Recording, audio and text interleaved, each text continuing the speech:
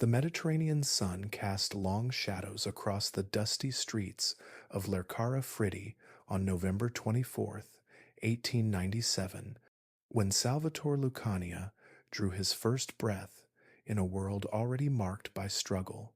The small Sicilian town, perched in the sulphur-rich hills southeast of Palermo, bore the weathered face of a land that had seen too many conquerors and too little prosperity.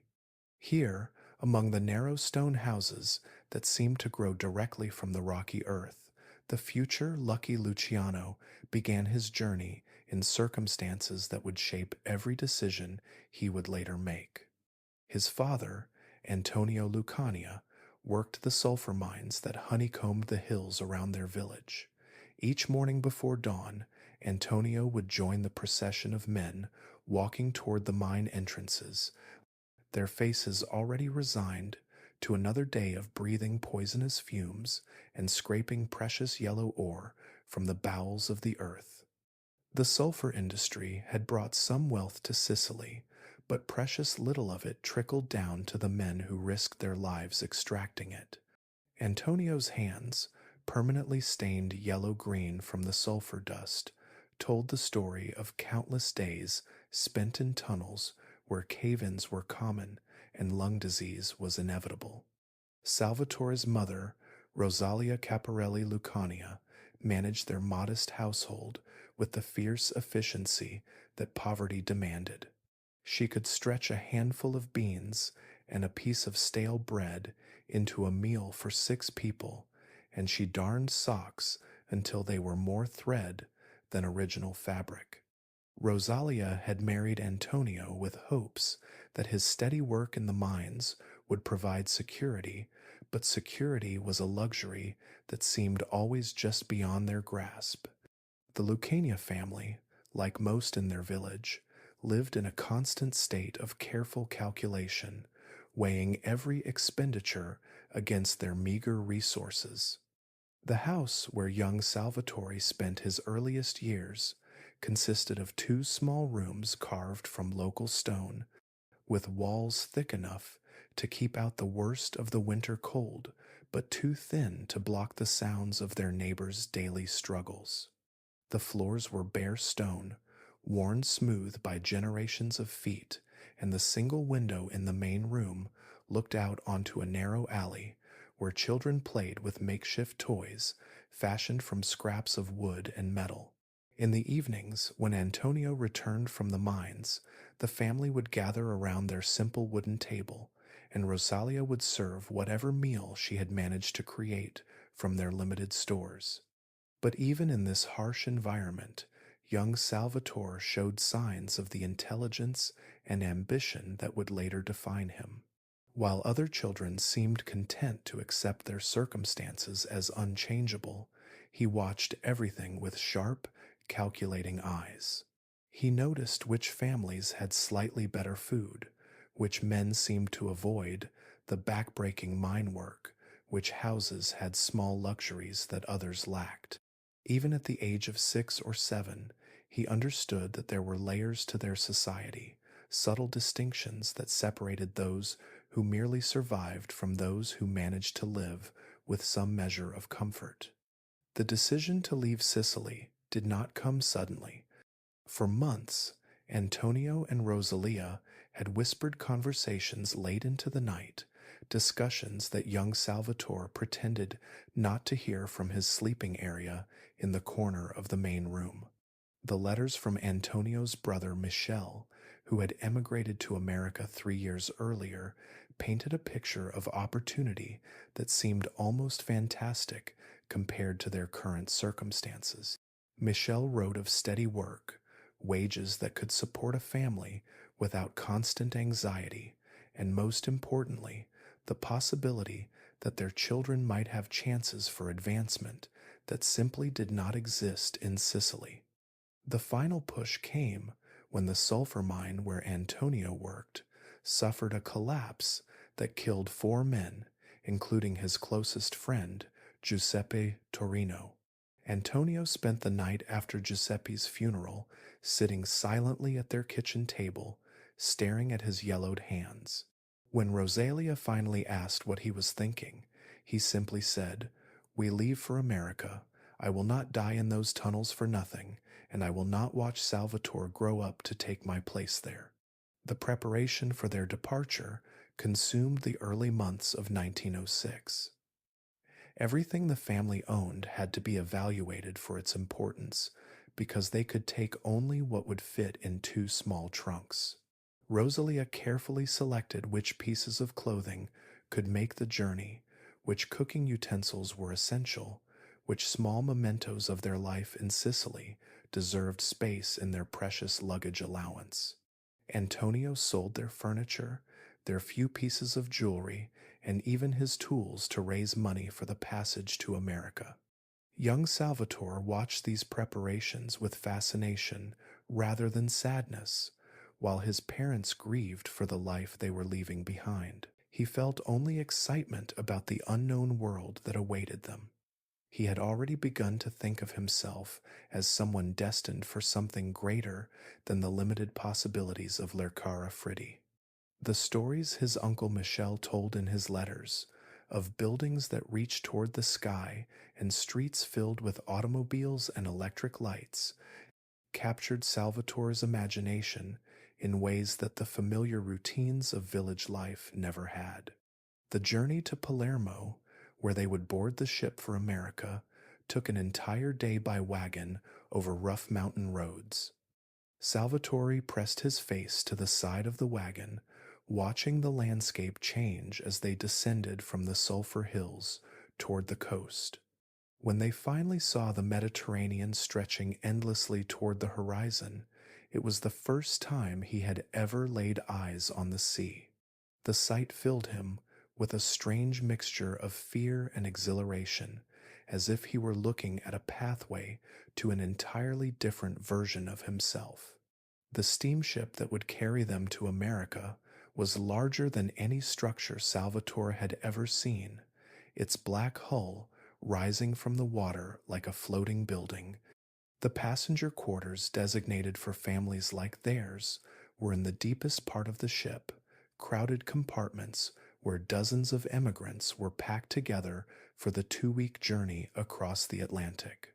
The air was thick with the smells of unwashed bodies, seasickness, and the anxiety that radiated from people who had left everything familiar behind for an uncertain future.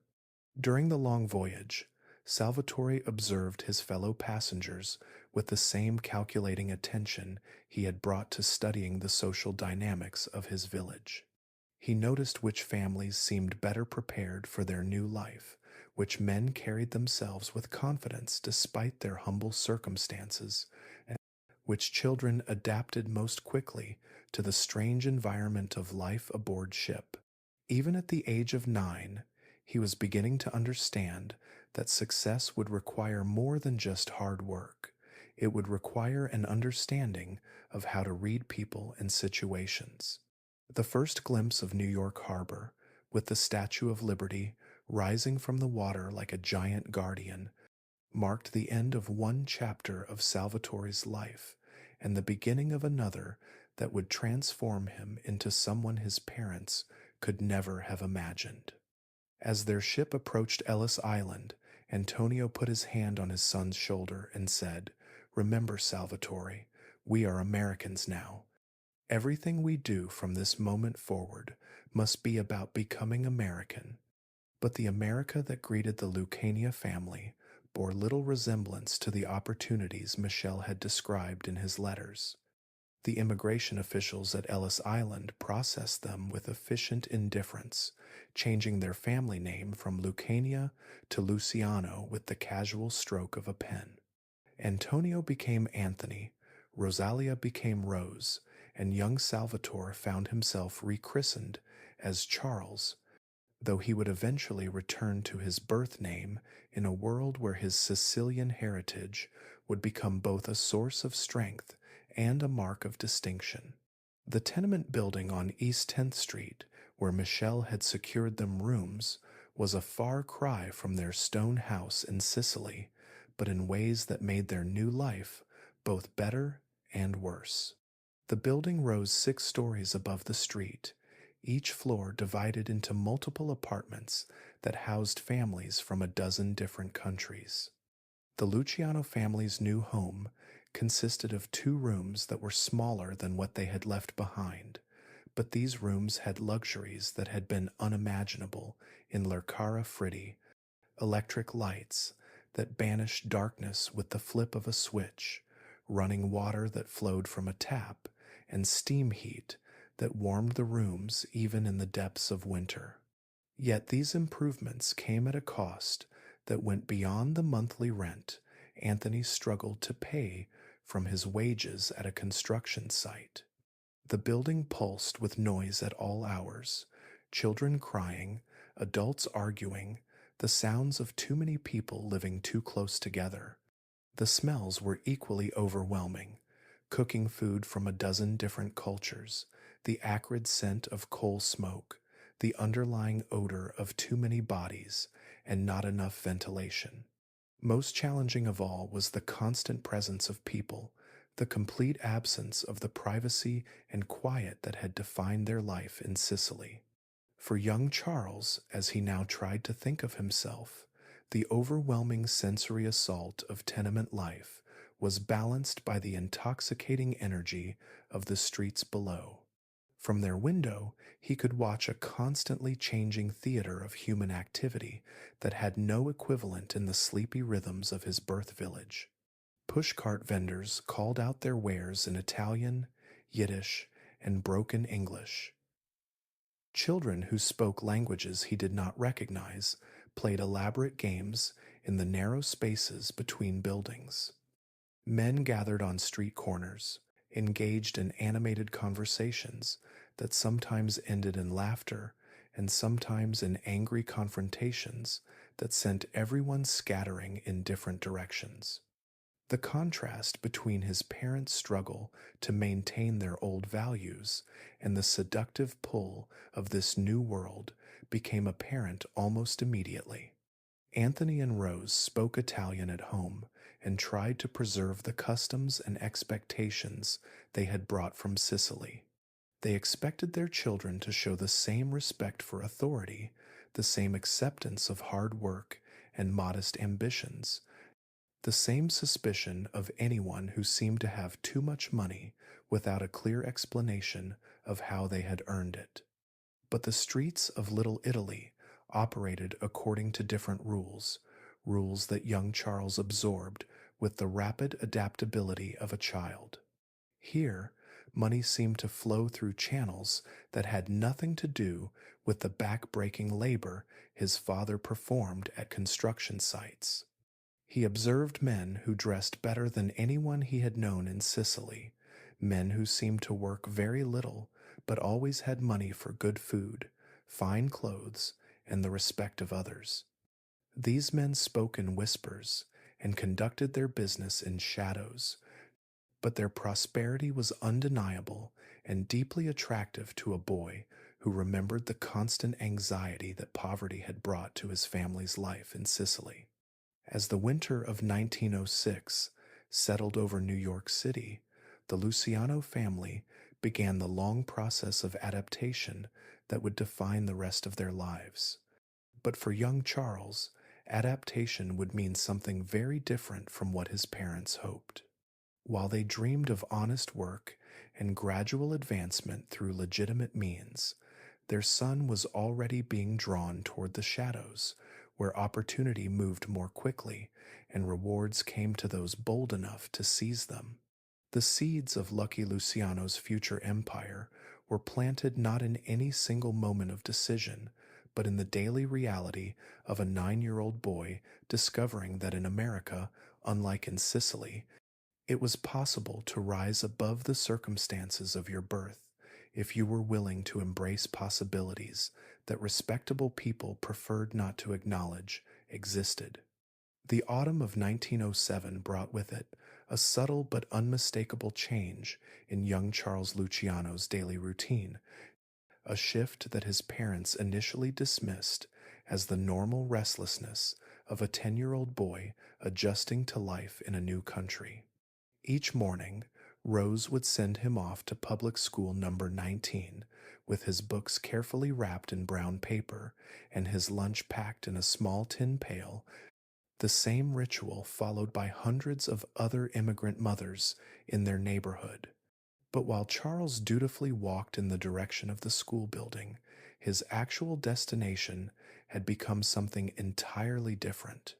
The streets of the Lower East Side in those early years of the 20th century offered an education that no classroom could provide, particularly for a boy whose sharp eyes had already begun to catalog the various ways that money changed hands in the shadows between legitimate commerce and something more lucrative.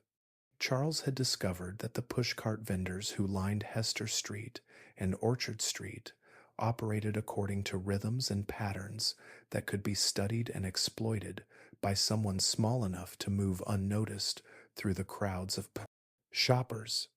His first ventures into what might generously be called entrepreneurship began with simple observation.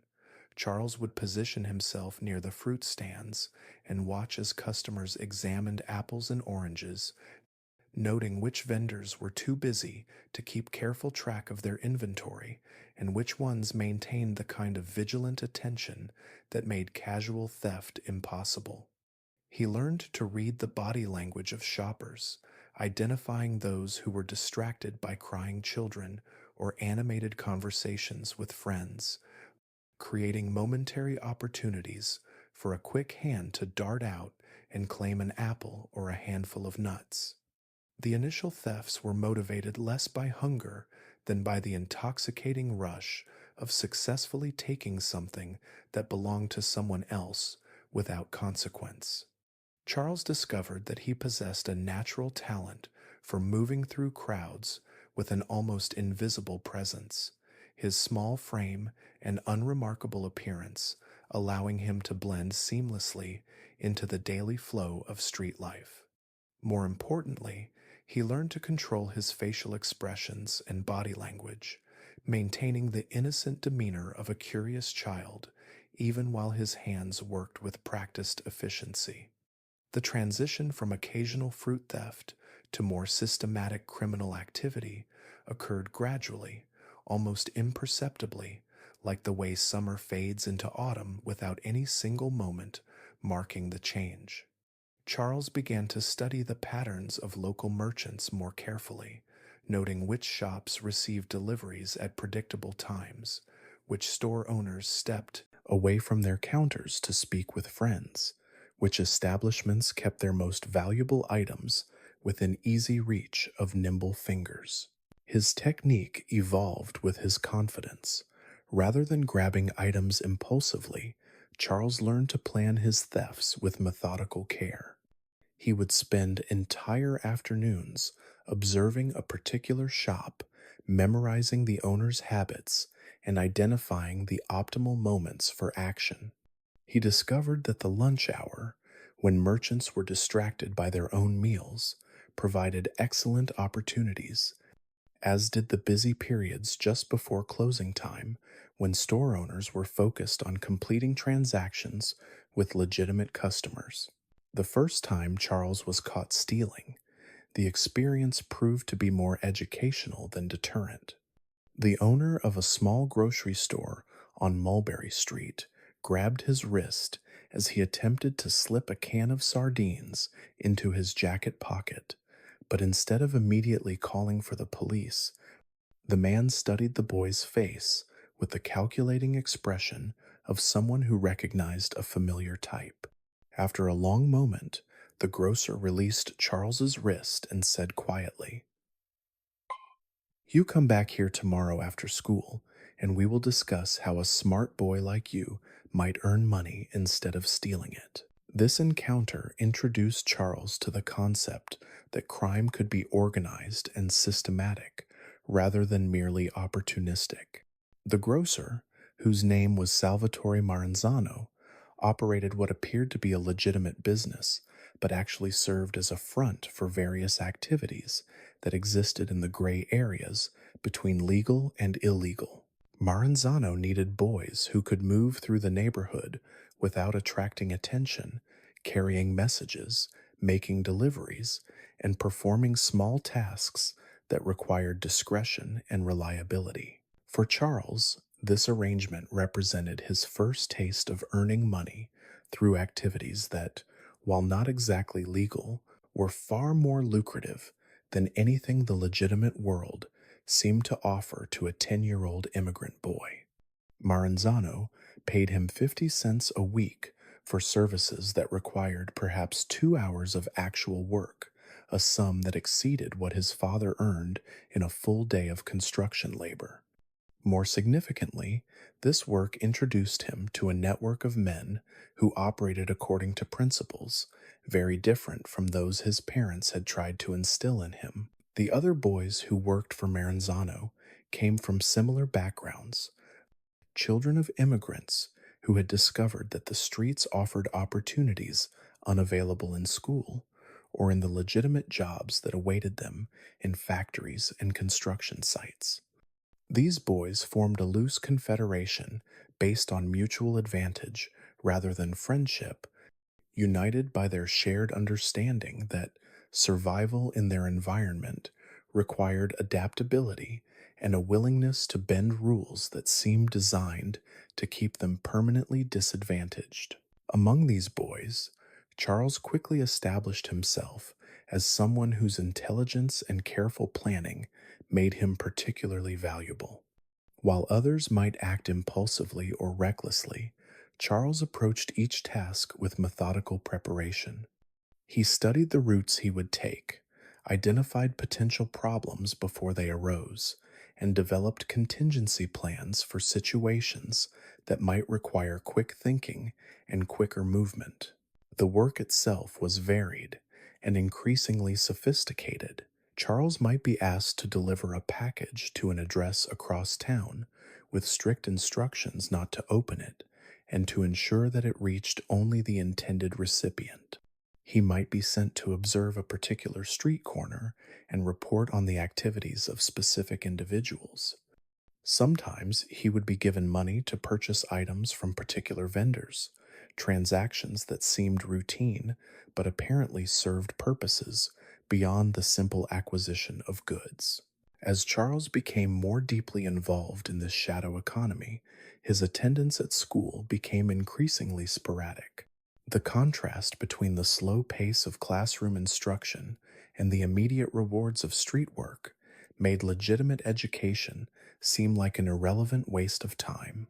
While his teachers droned on about arithmetic and geography, Charles was learning practical skills that had immediate application in the world where he was making his living. His truancy did not go unnoticed by the school authorities, who sent several letters home to his parents expressing concern about Charles's frequent absences. Rose, who could not read English, asked neighbors to translate these communications, and gradually the family realized that their son was spending his days somewhere other than public school number 19.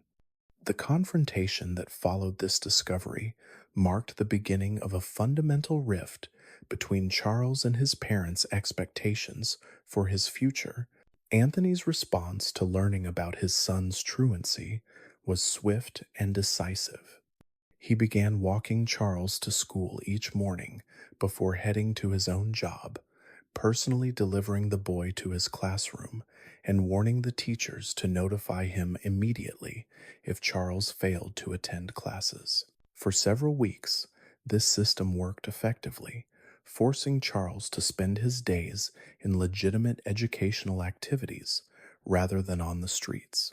But Charles had already tasted a different kind of life, one where his intelligence and initiative were rewarded immediately and substantially. The constraint of forced school attendance felt like a prison sentence, made all the more unbearable by his knowledge of the opportunities he was missing while trapped in a classroom, learning subjects that seemed to have no practical application to the world as he understood it.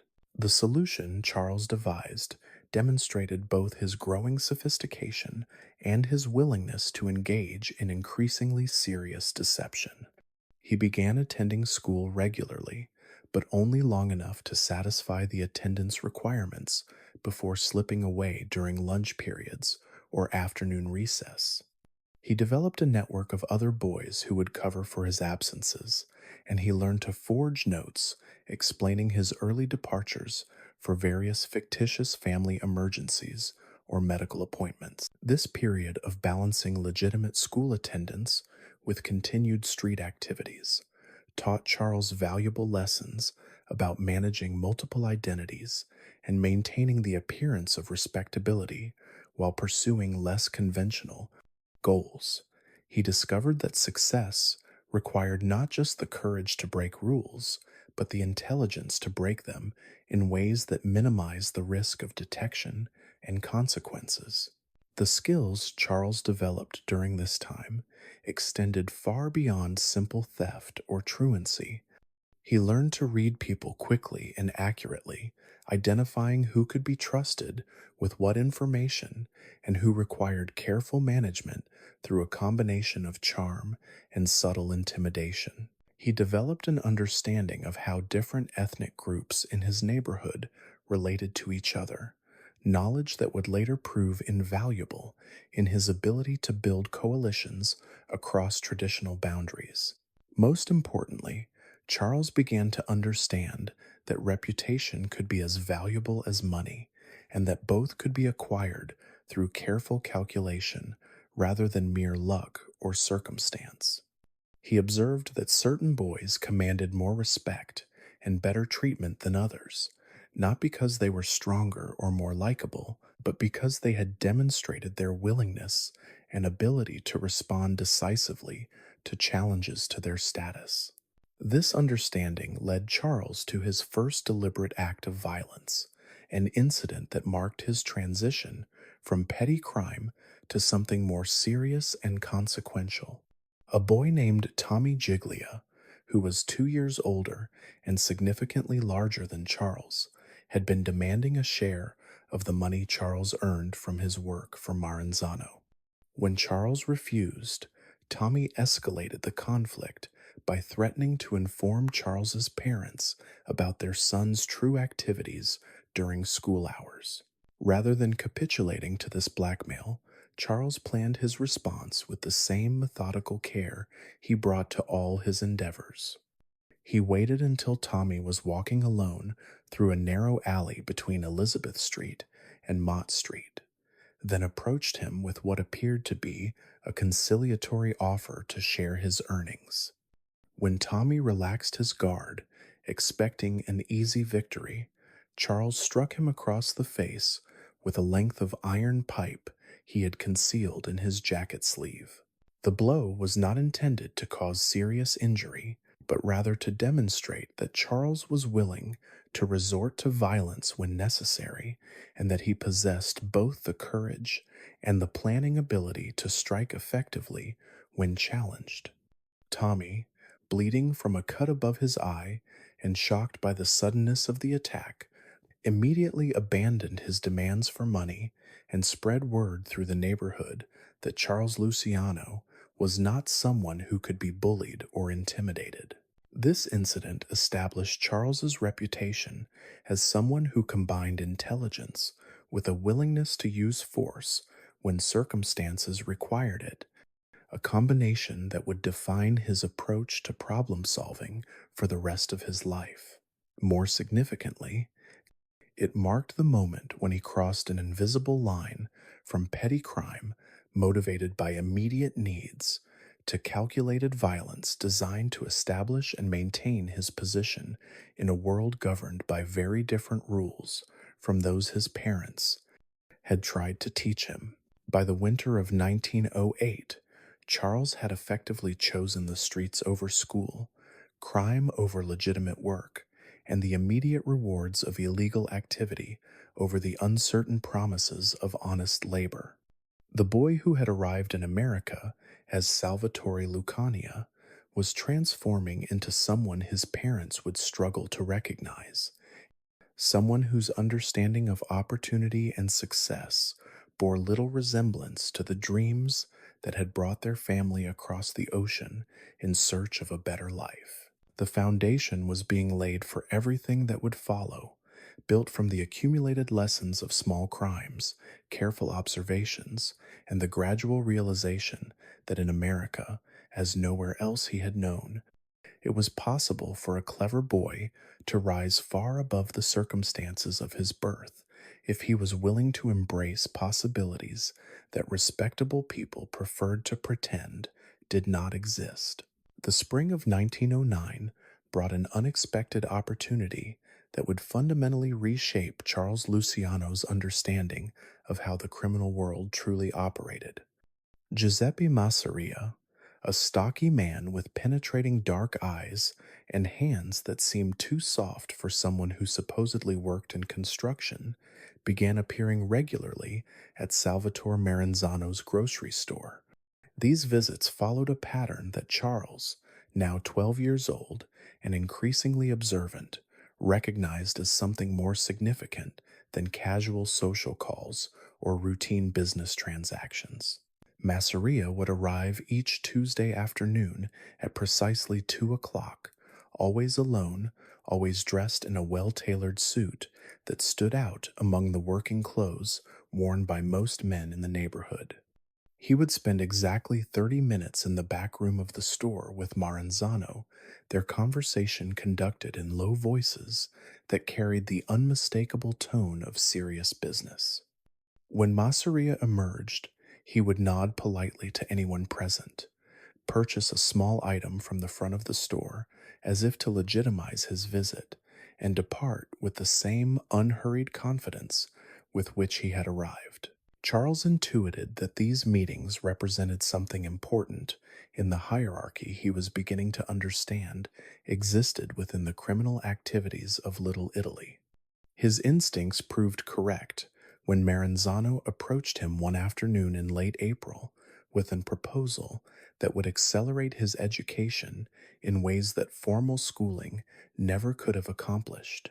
Charlie, Maranzano said, using the American nickname that Charles had begun to prefer over his given name, Mr. Masseria has need of a boy who can be trusted with important responsibilities. He has been watching you, and he believes you possess the qualities necessary for more serious work. The work Masseria offered involved serving as a messenger and observer in a network of activities that stretched far beyond the single neighborhood where Charles had previously operated. This expansion of his responsibilities required him to travel throughout Manhattan, carrying communications between men who controlled different aspects of what he was beginning to understand was a complex and sophisticated criminal organization. Under Masseria's guidance, Charles learned that the seemingly random criminal activities he had observed and participated in were actually components of carefully coordinated systems designed to generate steady income while minimizing the risk of detection by law. Enforcement, the petty theft, the small scale gambling, the protection services offered to legitimate businesses, all of these activities were interconnected parts of a larger enterprise that required the same kind of planning and organization that legitimate businesses employed. His first lesson in territorial boundaries came during a delivery run to a barber shop on Spring Street, where Charles unknowingly attempted to collect money from a business that fell under the protection of a different criminal organization. The barber, clearly uncomfortable with the situation, explained that he had already made his weekly payment to representatives of the Morello family and that accepting services from Masseria's organization would create complications that could prove dangerous for everyone involved. This incident taught Charles that the criminal world of New York City was divided into invisible but strictly observed territories, each controlled by different groups who maintained their authority through a combination of reputation, violence, and carefully negotiated agreements with their rivals. Understanding these boundaries was essential for anyone who hoped to operate successfully without triggering conflicts that could prove fatal. Masseria took time to explain these territorial arrangements to Charles during their long walks through the city, conversations that served as informal tutorials in the geography of organized crime. He learned that certain blocks belonged exclusively to Irish gangs, others were controlled by Jewish criminals, and still others fell under the authority of various Italian families who traced their origins to different regions of the old country.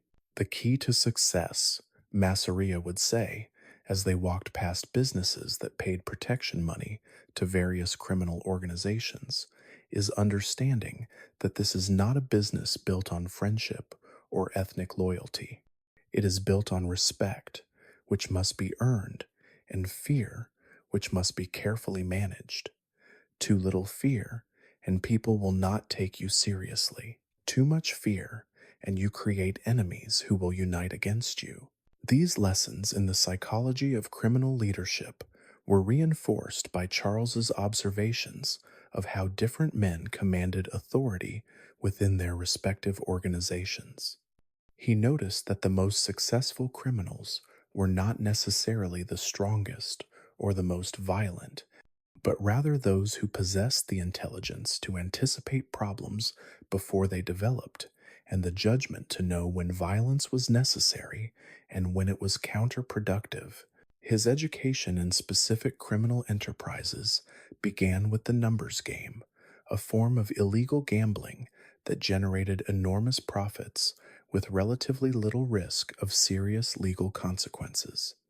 Charles learned that the numbers racket operated like an unofficial lottery, with players placing small bets on three-digit combinations that were determined by published statistics from legitimate sources such as stock market reports or racetrack results. The genius of the numbers game lay in its mathematical structure, which virtually guaranteed profits for the operators while offering players the tantalizing possibility of substantial winnings. Charles discovered that the odds against any specific three-digit combination appearing were exactly 1,000 to 1, but the typical payout for a winning bet was only 600 to 1, creating a profit margin of 40% that flowed directly to the criminal organization managing the operation. More importantly, for his long-term development, Charles learned that running a successful numbers operation required sophisticated organizational skills and careful attention to detail. Bets had to be collected from hundreds of players scattered throughout multiple neighborhoods. Winnings had to be calculated accurately and paid promptly, and detailed records had to be maintained to track the flow of money and identify any irregularities that might indicate cheating by employees or customers. Working in the numbers racket taught Charles valuable lessons about managing large amounts of cash, maintaining accurate financial records, and coordinating the activities of numerous workers whose honesty could never be taken for granted. He discovered that successful criminal enterprises required the same kind of systematic management that legitimate businesses employed, but with the additional challenge that disputes could not be resolved through legal mechanisms. His introduction to loan sharking came through his work with a man named Frank Costello, whose soft-spoken manner and expensive clothes concealed a ruthless efficiency in collecting debts from borrowers who had failed to meet their obligations. Costello operated what appeared to be a legitimate financial service, offering quick loans to people who could not qualify for credit from legitimate banks, but the interest rates he charged and the methods he employed to ensure repayment existed far outside the boundaries of legal commerce. Charles observed that loan sharking was perhaps the most psychologically demanding aspect of criminal work, requiring an ability to inspire fear while maintaining the appearance of reasonableness. Successful loan sharks needed to convince borrowers that failure to repay would result in serious consequences, but they also needed to structure their operations so that most loans were actually repaid, since borrowers who were injured or killed could not continue making payments. The delicate balance between intimidation and business sense was illustrated by Costello's approach to a baker on Mulberry Street who had borrowed $200 to purchase new equipment and had subsequently fallen behind on his payments. Rather than resorting immediately to violence, Costello arranged for Charles and two other boys to visit the bakery every morning at opening time, ostensibly to purchase bread, but actually to serve as a constant reminder of the debt that remained unpaid. This low level pressure campaign continued for 2 weeks, during which the baker's customers began to notice the daily presence of young men who seemed to have no legitimate reason for their regular visits. The psychological stress of this attention, combined with concerns about what might happen if the situation escalated, motivated the baker to sell some personal possessions and arrange a payment schedule that satisfied Costello while allowing the business to continue operating. Violence is expensive, Costello explained to Charles after this successful resolution. It attracts attention from the police, it can damage valuable business relationships, and it often creates new problems that are more serious than the original debt. A smart man uses violence only when other methods have failed, and only when he is certain that the benefits outweigh the risks. Labor racketeering provided Charles with his most sophisticated education in the intersection between legitimate business and criminal enterprise. Through his work with a man named Johnny Torrio, he learned that criminal organizations could generate enormous profits by inserting themselves into the relationships between workers and employers, offering services that both sides needed but could not obtain through legal channels. The construction industry, where Charles's father continued to work for increasingly meager wages, served as a perfect example of how labor racketeering operated. Construction companies needed reliable workers who would show up consistently and work efficiently, but the legitimate labor market often failed to provide adequate supplies of skilled workers when they were needed most urgently. Criminal organizations filled this gap by controlling access to employment on major construction projects, ensuring that companies could obtain reliable workers in exchange for payments that were disguised as consulting fees or insurance premiums.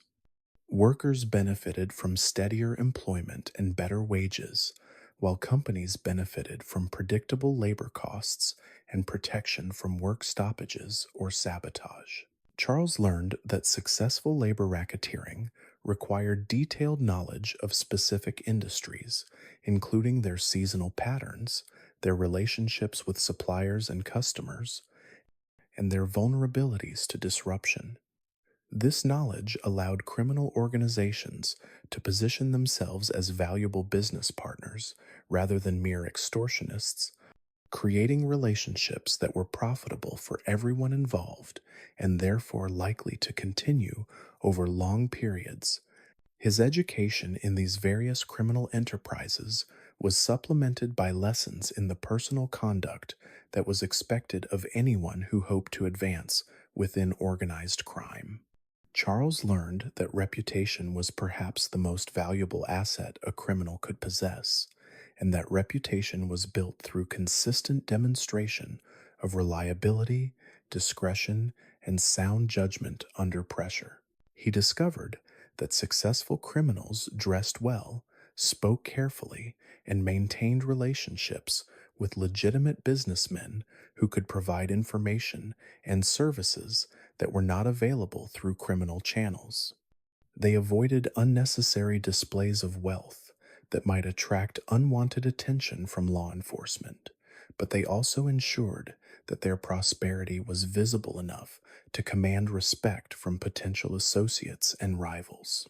Most importantly, Charles learned that successful crime required the ability to think several moves ahead, like a chess player who must anticipate his opponent's responses to each possible action. Every decision had to be evaluated, not just for its immediate benefits, but for its long term consequences and its impact on relationships that might prove crucial in future situations. By the autumn of 1910, Charles had absorbed enough knowledge about criminal operations to understand that he was positioned at the threshold of opportunities that could transform his life in ways that legitimate work could never achieve. The men who had served as his mentors had taught him that successful crime was fundamentally a business, one that required intelligence, planning, and careful management of human relationships. The boy who had begun stealing fruit from pushcarts had evolved into a young man who understood the intricate mechanisms through which criminal organizations generated wealth and maintained power. This understanding would soon provide the foundation for opportunities that would test everything he had learned about the delicate balance between cooperation and competition that defined success in the underworld he was preparing to enter as something more than an apprentice. The lessons were complete, and the real education was about to begin. The winter of 1914 brought an unexpected convergence of circumstances that would transform Charles Luciano from a promising apprentice into a significant player in New York's criminal hierarchy. At 17, he had developed a reputation for intelligence and reliability that extended well beyond the boundaries of Little Italy, but he remained fundamentally an employee rather than an independent operator. This status was about to change through a series of events that would demonstrate both his strategic thinking and his willingness to embrace opportunities that more traditional criminals might have rejected. The catalyst for his transformation came through his relationship with Arnold Rothstein, a man whose influence extended far beyond the ethnic boundaries that typically defined criminal organizations in early 20th century New York. Rothstein operated from an elegant office on West 42nd Street, conducting business that appeared entirely legitimate while orchestrating some of the most sophisticated criminal enterprises the city had ever seen. His clients included politicians who needed campaign funding, businessmen who required solutions to labor disputes, and criminals who sought to expand their operations beyond the limitations of their traditional territories. Charles first encountered Rothstein through his work with Frank Costello, who had been contracted to provide protection services for a high stakes poker game that Rothstein organized for wealthy businessmen and politicians. The game took place in a private dining room above Delmonico's restaurant, an establishment where the participants could enjoy excellent food and wine while engaging in gambling that involved sums of money that exceeded the annual income of most working families. Rothstein's operation impressed Charles not only because of the amounts of money involved, but because of the sophisticated systems that made such large-scale gambling possible without attracting unwanted attention from law enforcement. The participants included judges, police commissioners, and city officials whose presence ensured that the games would not be disrupted by raids or arrests. More importantly, Rothstein had developed methods for managing the enormous cash flows involved in these games while maintaining detailed records that allowed him to track every transaction and identify any irregularities. The opportunity that would change Charles's life emerged from a problem that threatened to destroy one of Rothstein's most profitable enterprises. A group of Italian criminals led by a man named Ciro Terranova had been demanding tribute payments from several of the businessmen who participated in Rothstein's games, claiming that anyone conducting business in Manhattan owed tribute to the established Italian families, regardless of their ethnic background or the nature of their activities. This demand placed Rothstein in a delicate position. He could not afford to pay tribute to Terranova without establishing a precedent that would invite similar demands from other criminal organizations, but he also could not ignore the threat without risking violence that might destroy his carefully cultivated relationships with legitimate businessmen who valued discretion above all else. Rothstein's solution to this dilemma would provide Charles with his first opportunity to demonstrate the strategic thinking that would define his approach to criminal leadership.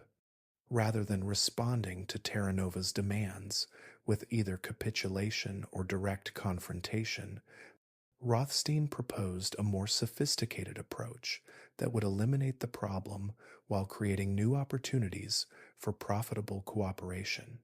Charles, Rothstein said during a private meeting in his office, I have been watching your work for several months, and I believe you possess the intelligence necessary to help me resolve this situation in a way that benefits everyone involved. The question is whether you have the courage to take risks that could make you wealthy or could get you killed. The plan that Rothstein outlined required Charles to serve as an intermediary between Rothstein's organization and several Jewish criminals who controlled different aspects of illegal activity on the Lower East Side. These men, including Meyer Lansky and Benjamin Siegel, had developed sophisticated operations in areas such as bootlegging and labor racketeering, but they lacked the connections to wealthy, legitimate businessmen that could expand their activities into more lucrative territories. Charles's role would be to facilitate meetings between these different criminal organizations, helping to negotiate agreements that would allow them to cooperate rather than compete in ways that attracted unwanted attention from law enforcement. This cooperation would create opportunities for larger and more profitable enterprises while reducing the violence that resulted from territorial disputes between different ethnic groups. The first meeting Charles arranged took place in the back room of a restaurant on Delancey Street, a location chosen because it fell within territory that was considered neutral by the various criminal organizations involved. The participants included representatives from Italian, Jewish, and Irish criminal groups, men who normally viewed each other as competitors or enemies, but who were willing to explore possibilities for mutually beneficial cooperation. The atmosphere in that smoky back room was thick with suspicion and barely contained hostility, as men who had spent years fighting each other attempted to find common ground for business relationships. Charles served not only as translator between different languages and dialects, but also as interpreter of the different cultural expectations and business practices that each group brought to the negotiations. His success in facilitating these discussions demonstrated abilities that went far beyond his previous experience in street-level crime. Charles discovered that he possessed an intuitive understanding of how to identify the core interests that motivated different people and how to structure agreements that allowed everyone involved to achieve their most important goals while making the compromises necessary for sustainable cooperation. The breakthrough came when Charles proposed a solution to the territorial disputes that had been preventing effective cooperation between the different criminal organizations. Rather than attempting to maintain exclusive control over specific neighborhoods, he suggested that the various groups could divide their activities by type rather than by geography, with each organization focusing on the criminal enterprises where they possessed particular expertise while cooperating in areas where their skills complemented each other. Under this arrangement, the Italian organizations would maintain control over traditional activities such as protection rackets and loan sharking, while the Jewish groups would focus on more sophisticated financial crimes, and the Irish organizations would handle activities that required relationships with corrupt police officers and municipal officials. All groups would cooperate in large scale enterprises such as bootlegging, which required resources and connections that no single organization possessed independently. This proposal represented a fundamental departure from the traditional Sicilian approach to criminal organization, which emphasized blood relationships and regional loyalties over practical business considerations. Charles understood that the old ways of organizing crime, which had worked effectively in the small towns and rural areas of Sicily, were inadequate for the complex urban environment of New York City, where success required the ability to work with people from different backgrounds who possessed different skills and connections. The implementation of this new approach to criminal cooperation required Charles to develop skills in negotiation and conflict resolution that were unprecedented in his experience. He learned to identify the underlying concerns that motivated apparent disagreements, to propose solutions that address the real interests of all parties involved, and to structure agreements in ways that created incentives for continued cooperation rather than eventual betrayal.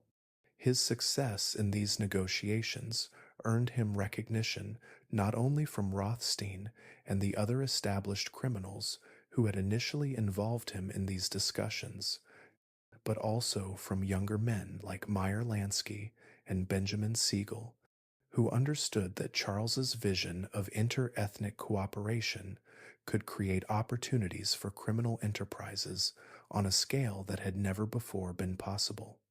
The profits generated by these new cooperative ventures exceeded everyone's expectations, demonstrating that criminal organizations could achieve far more through systematic cooperation than through the violent competition that had previously characterized their relationships.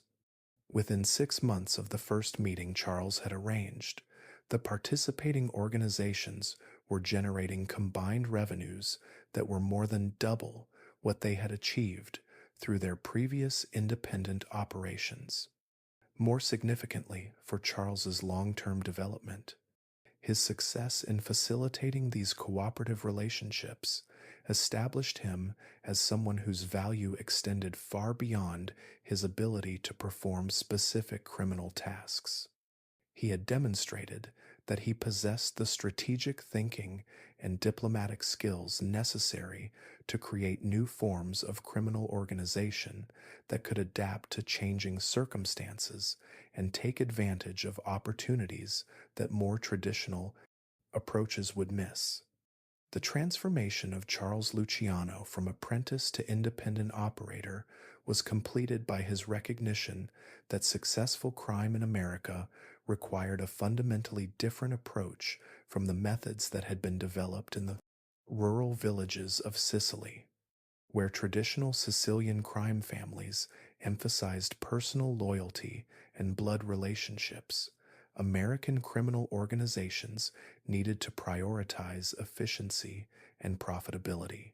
Where Sicilian criminals maintained rigid territorial boundaries, American criminals could achieve greater success through flexible cooperation across ethnic and geographic lines. This understanding led Charles to make a decision that would define the rest of his criminal career. Rather than seeking to advance within existing criminal organizations by demonstrating his loyalty to established leaders, he began to position himself as someone who could create entirely new forms of criminal enterprise that would be more profitable and more sustainable than anything that had existed before. His nickname, Lucky, emerged from this period, though the exact origins of the name remain a matter of speculation among historians. Some accounts suggest that it referred to his survival of a violent attack by rival criminals, while others indicate that it reflected his apparent ability to avoid serious consequences for his illegal activities. Most likely, the nickname captured his reputation for recognizing and taking advantage of opportunities that other criminals failed to notice or were too cautious to pursue.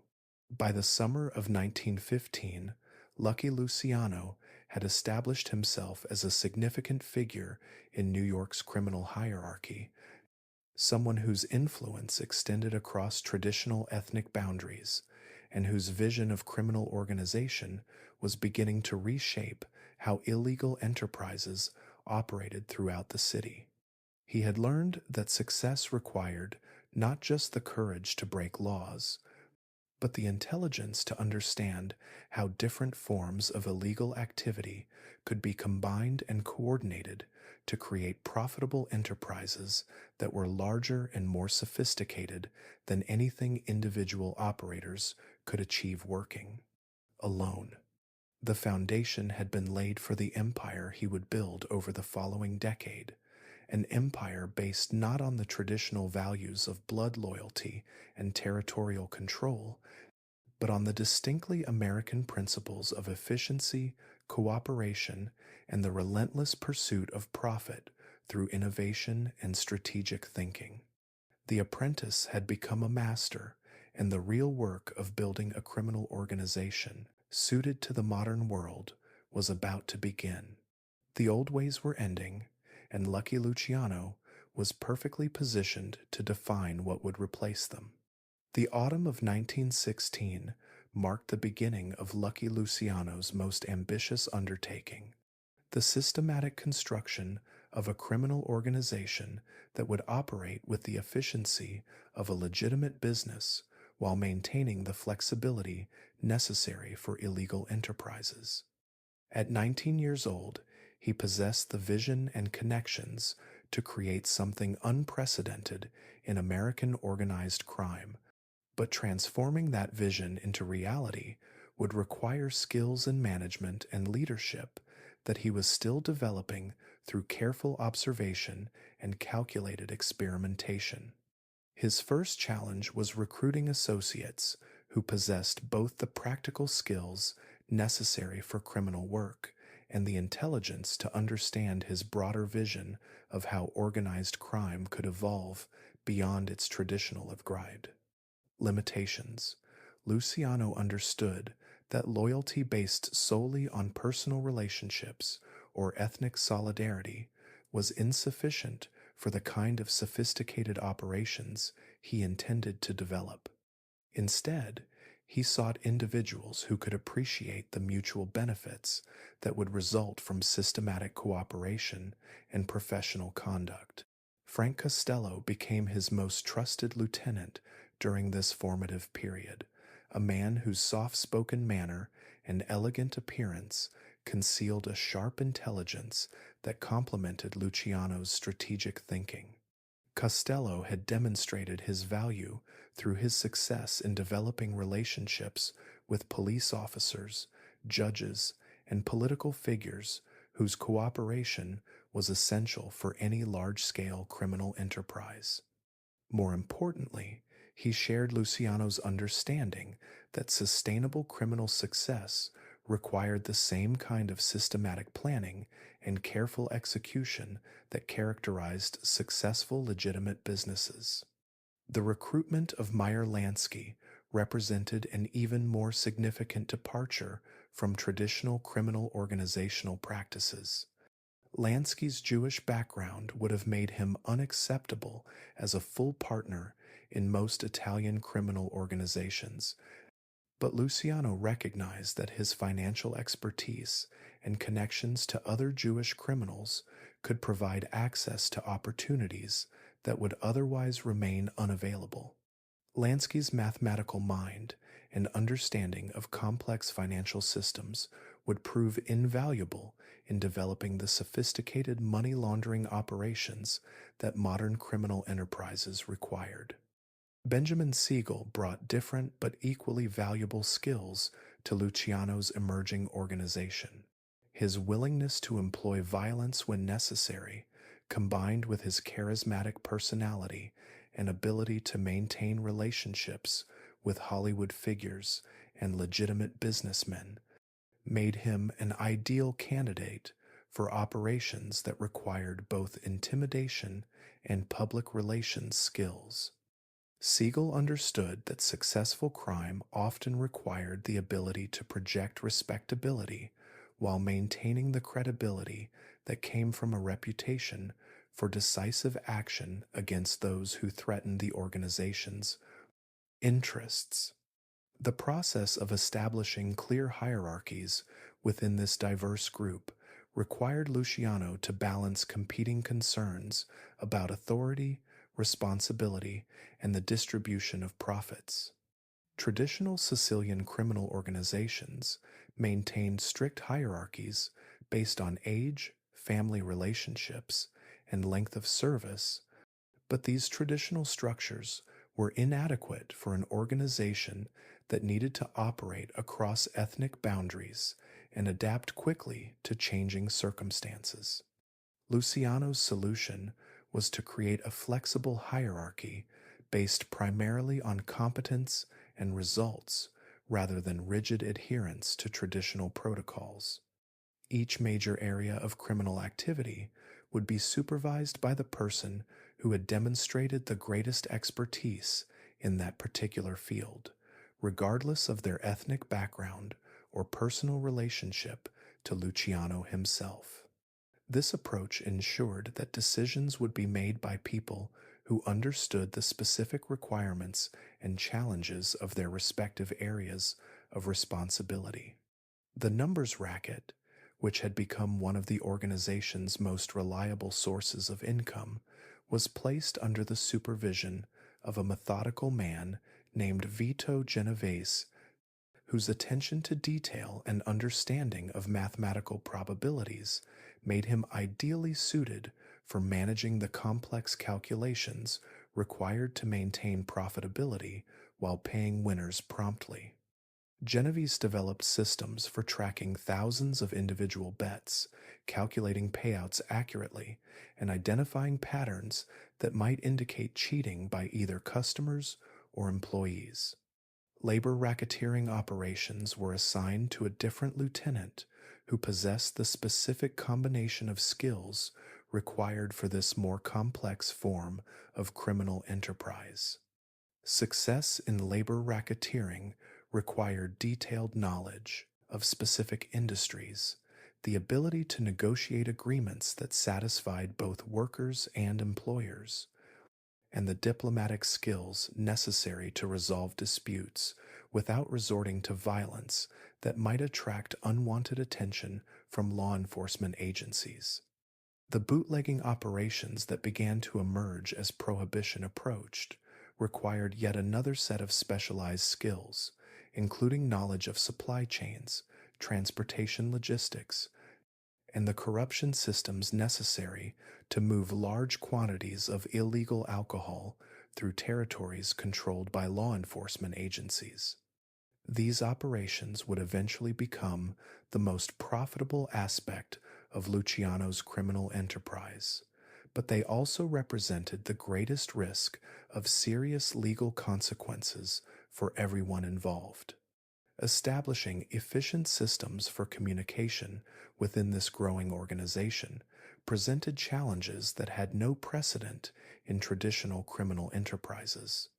Luciano needed methods for coordinating activities across multiple neighborhoods and different types of criminal enterprises while maintaining the secrecy necessary to avoid detection by law enforcement agencies. The solution required a combination of traditional face-to-face meetings and more innovative approaches that took advantage of legitimate business activities. Several restaurants and legitimate businesses served as unofficial headquarters for different aspects of the organization's operations, locations where associates could meet regularly without attracting suspicion from neighbors or police surveillance. These establishments provided convenient cover for the kinds of extended conversations that complex criminal enterprises required, while also serving as locations where cash payments could be made and received without creating obvious evidence of illegal transactions. The development of coded language for telephone conversations allowed the organization to coordinate time sensitive activities without providing law enforcement agencies with evidence that could be used in criminal prosecutions. Simple phrases that appeared to refer to legitimate business activities actually conveyed specific instructions about criminal operations, while seemingly casual social conversations contained detailed information about profits, problems, and strategic planning. Managing the enormous cash flows generated by multiple criminal enterprises required financial systems that were far more sophisticated than anything traditional criminal organizations had previously developed. Luciano understood that large amounts of cash could not simply be hidden under mattresses or stored in safety deposit boxes without creating vulnerabilities that law enforcement agencies could exploit to destroy the entire organization. The solution involved creating a network of legitimate businesses that could serve as fronts for money laundering operations, while also providing actual goods and services that justified their apparent profitability.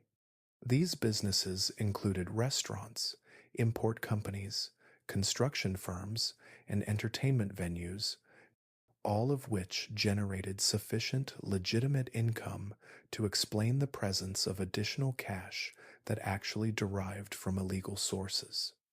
Meyer Lansky's expertise proved invaluable in developing these money laundering systems, particularly his understanding of how banks and other financial institutions operated and how criminal organizations could take advantage of gaps in regulatory oversight. He developed methods for moving money through multiple accounts and legitimate businesses in ways that made it virtually impossible for law enforcement agencies to trace the original sources of funds that eventually appeared as profits from apparently legal enterprises. The importance of loyalty within this complex organization could hardly be overstated, but Luciano understood that loyalty could not be maintained through intimidation alone.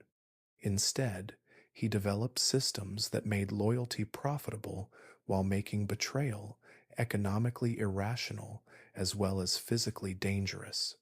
Associates who demonstrated reliability and competence were rewarded with increased responsibilities and higher percentages of profits, creating incentives for continued cooperation even when law enforcement pressure made criminal activities more risky. At the same time, Luciano established clear consequences for betrayal that extended beyond the traditional violent retribution that characterized most criminal organizations. Betrayal would result not only in physical punishment, but also in the complete destruction of the betrayer's ability to earn money through any form of criminal activity in New York City. This comprehensive approach to punishment created deterrent effects that were far more powerful than simple threats of violence. The organization's approach to managing relationships with law enforcement agencies represented perhaps its most innovative departure from traditional criminal practices. Rather than viewing police officers and other officials as enemies to be avoided or corrupted through simple bribery, Luciano developed systematic approaches to identifying which officials could be convinced to cooperate and which methods of corruption were most effective for different types of individuals. Some police officers could be bought with direct cash payments, but others responded better to more subtle forms of corruption, such as information about criminal activities conducted by rival organizations or assistance with personal problems that had nothing to do with their official duties. Judges and prosecutors required even more sophisticated approaches that took into account their professional reputations and their concerns about detection by their colleagues and superiors. The development of these corruption networks required careful attention to operational security that went far beyond anything traditional criminal organizations had previously attempted.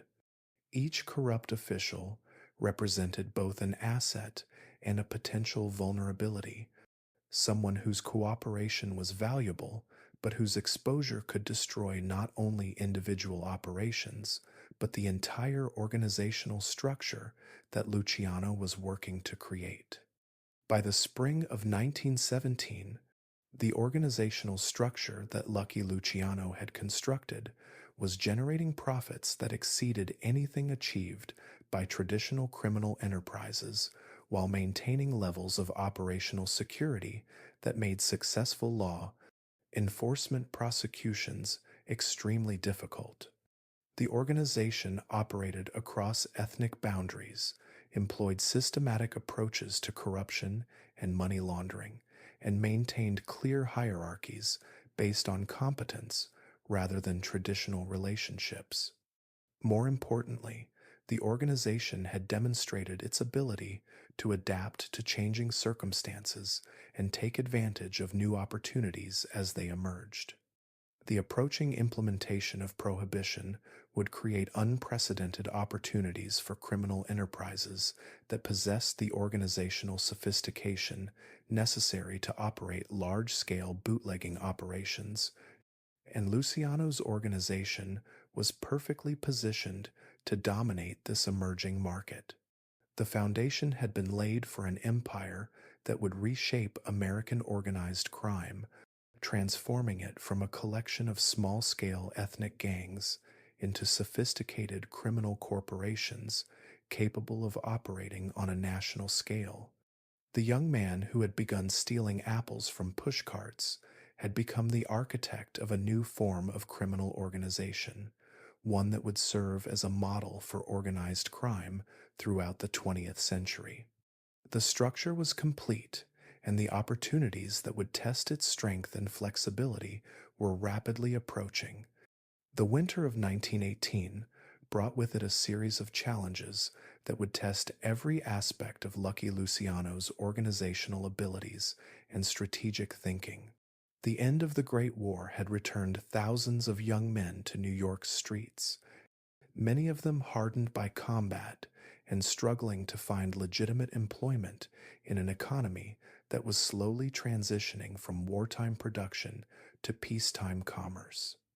This influx of experienced fighters created new opportunities for criminal recruitment, but it also intensified competition among existing criminal organizations as they sought to expand their operations and territories. Giuseppe Masseria, who had served as one of Luciano's early mentors, had spent the war years consolidating his control over traditional Italian criminal activities in Lower Manhattan. By 1918, Masseria commanded an organization that generated substantial profits from protection rackets, loan sharking, and gambling operations, but his approach to criminal leadership remained rooted in the old Sicilian traditions that emphasized personal loyalty and territorial control over the more flexible business methods that Luciano had developed. The inevitable conflict between these two approaches to organized crime began over what appeared to be a minor territorial dispute, but actually represented fundamental disagreements about how criminal enterprises should be organized and managed.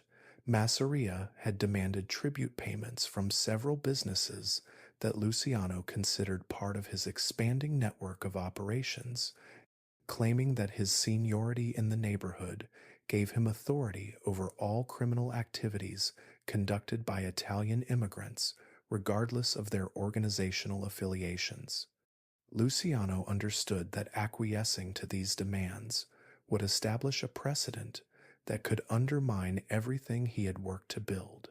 If Masseria could successfully claim authority over Luciano's operations based solely on traditional concepts of seniority and ethnic loyalty, then other established criminals might make similar demands, effectively reducing Luciano's organization to a subsidiary of older and more conservative criminal enterprises.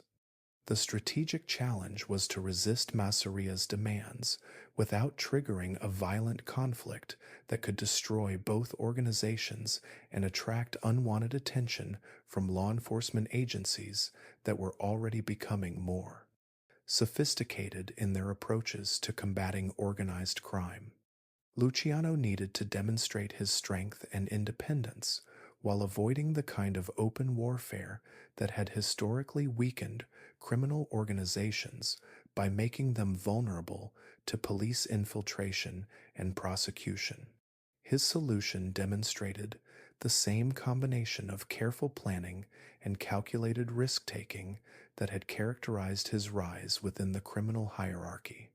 Rather than responding to Masseria's demands with either submission or direct confrontation, Luciano began a systematic campaign to undermine his former mentor's authority by offering better opportunities to Masseria's most valuable associates. The campaign began with discreet conversations with several of Masseria's lieutenants, men who had grown increasingly frustrated with their leader's conservative approach to criminal enterprise and his reluctance to take advantage of the new opportunities that were emerging as American society adapted to post war conditions. These conversations were conducted with the utmost care, using intermediaries and meeting locations that minimized the risk of detection while allowing Luciano to assess each individual's receptivity to alternative arrangements.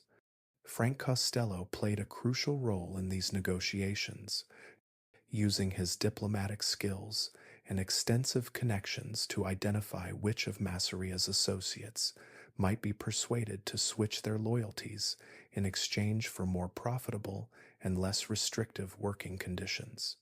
The approach required patience and subtlety, as any premature revelation of Luciano's intentions could trigger the violent confrontation he was seeking to avoid.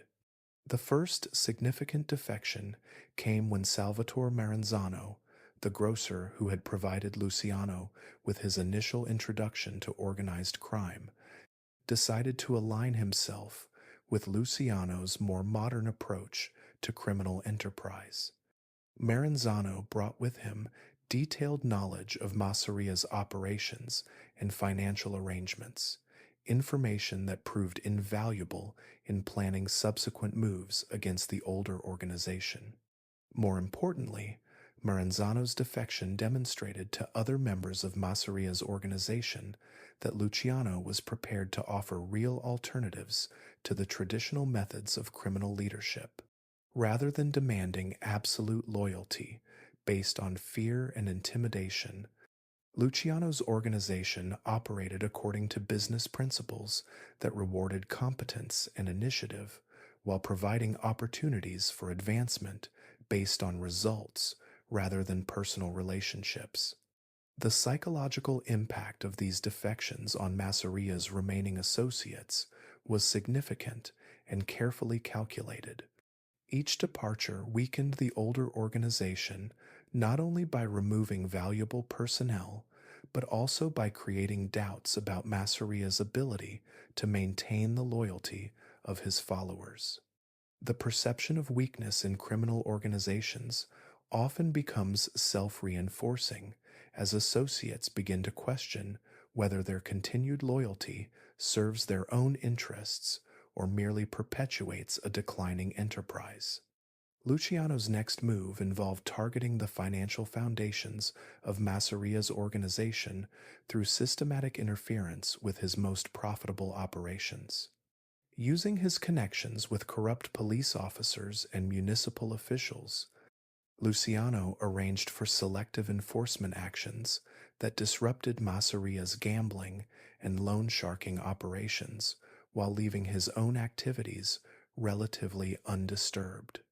These enforcement actions were conducted with sufficient subtlety that they appeared to be routine police work rather than the result of deliberate corruption, but their timing and focus made it clear to informed observers that someone with significant influence was targeting Masseria's organization specifically. The message was unmistakable. Luciano possessed resources and connections that allowed him to manipulate law enforcement activities in ways that his rivals could not match. The campaign against Masseria's organization continued throughout the spring of 1919, gradually escalating from recruitment of defectors and financial pressure to more direct confrontations that tested both organizations' capacity for violence and their willingness to risk the consequences of open conflict. The turning point came when one of Masseria's remaining lieutenants attempted to assassinate Meyer Lansky during what was supposed to be a peaceful meeting to discuss territorial boundaries. The assassination attempt failed, but it provided Luciano with the justification he needed to respond with decisive violence while maintaining the appearance of acting in self-defense rather than as an aggressor. The retaliation was swift and carefully planned, targeting not only the individual who had attempted the assassination, but also several of Masseria's key operations in a coordinated series of actions that demonstrated the sophistication and reach of Luciano's organization. Within a single week, 3 of Masseria's most profitable gambling establishments had been destroyed, 2 of his loan sharks had been severely beaten, and his numbers operation had been disrupted by arrests that appeared to result from anonymous tips to police authorities. The message was unmistakable. Continued resistance would result in the systematic destruction of everything Masseria had spent years building.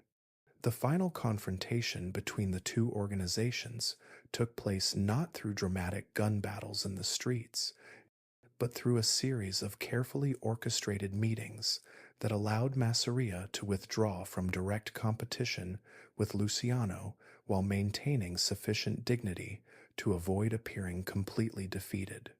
These negotiations required delicate handling, as Masseria needed to feel that he was making a strategic decision rather than surrendering to superior force. The agreement that emerged from these discussions established clear territorial boundaries that gave Luciano control over the most lucrative areas of criminal activity, while allowing Masseria to maintain face-saving authority over a smaller but still profitable domain. More importantly, the agreement established precedents for how territorial disputes between different criminal organizations could be resolved without destructive violence that would attract unwanted attention from law enforcement agencies. The successful resolution of the conflict with Masseria provided Luciano with several strategic advantages that extended far beyond the immediate territorial gains. First, it demonstrated to other criminal leaders that his organization possessed both the strength and the sophistication necessary to prevail in conflicts with established rivals. Second, it showed that Luciano preferred negotiated solutions over violent confrontations when such solutions could achieve his strategic objectives. Perhaps most importantly, the conflict established Luciano's reputation as someone who could be trusted to honor agreements once they were made. The territorial arrangement with Masseria remained stable for several years, providing both organizations with predictable operating environments that allowed them to focus on expanding their operations rather than defending against each other. The methods Luciano had developed for managing this conflict became templates for dealing with subsequent rivals who challenged his expanding influence. Each potential confrontation was approached with the same systematic analysis of the opponent's strengths and vulnerabilities, the same careful cultivation of defectors and allies, and the same preference for achieving strategic objectives through minimal violence and maximum psychological pressure. The defeat of Salvatore d'Aquila, another established crime boss who had attempted to challenge Luciano's authority, followed a similar pattern but required different tactical approaches that reflected the specific characteristics of D'Aquila's organization and personality. Where Masseria had been a traditionalist who could be defeated through modern business methods, D'Aquila was a more violent and impulsive leader whose organization relied heavily on intimidation and brutality. The campaign against D'Aquila required more direct confrontation, but it was conducted according to the same strategic principles that had proven successful against Masseria. Rather than engaging in random violence, Luciano's organization targeted D'Aquila's operations with surgical precision, eliminating key personnel and disrupting profitable activities while avoiding civilian casualties that might attract unwanted media attention or public outrage. The success of these campaigns established Luciano as the dominant criminal leader in New York by the early 1920s, just as the implementation of prohibition was creating unprecedented opportunities for criminal enterprises that possess the organizational sophistication necessary to operate large-scale bootlegging operations. His territory now extended across multiple neighborhoods and included partnerships with criminal organizations representing different ethnic groups, creating a foundation for the kind of comprehensive criminal empire that had never before existed in American organized crime. More significantly, the methods Luciano had developed for eliminating rivals had established new standards for how criminal conflicts could be managed without destroying the infrastructure that made profitable criminal enterprises possible. The old pattern of destructive gang wars that left entire organizations weakened and vulnerable to law enforcement pressure had been replaced by more sophisticated approaches that achieved strategic objectives while preserving the stability necessary for long-term criminal success. By 1920, Lucky Luciano had transformed himself from a promising young criminal into the acknowledged leader of the most powerful and sophisticated criminal organization in New York City. The elimination of his rivals had not been achieved through superior violence alone, but through superior organization, superior intelligence, and superior understanding of how criminal enterprises could be managed according to business principles that maximized profits while minimizing risks. The stage was now set for the next phase of his criminal career, the expansion of his empire beyond New York and the development of criminal enterprises on a scale that would dwarf anything that had come before. The implementation of the 18th Amendment on January 16, 1920, transformed the American criminal landscape in ways that no one, including Lucky Luciano, could have fully anticipated. Prohibition created opportunities for criminal enterprises on a scale that dwarfed anything that had existed during the previous era of gambling, loan sharking, and protection rackets. More significantly, the nationwide nature of alcohol prohibition meant that successful criminal organizations would need to operate across state lines and coordinate activities over distances that traditional neighborhood-based crime families had never attempted to manage. Luciano recognized immediately that the new environment would favor criminal organizations that possessed sophisticated management systems and the ability to form alliances with groups operating in different geographic regions. His organization's existing strengths in inter-ethnic cooperation and systematic business practices positioned it perfectly to take advantage of opportunities that more traditional criminal enterprises would struggle to exploit effectively. The expansion beyond Manhattan began with careful reconnaissance of criminal opportunities in the other boroughs of New York City, each of which presented unique challenges and possibilities. Brooklyn, with its extensive waterfront and large immigrant population, offered ideal conditions for large scale smuggling operations, but it was also home to established criminal organizations that would need to be either displaced or converted into cooperative partners. Luciano's approach to Brooklyn expansion demonstrated the sophisticated strategic thinking that had become his trademark.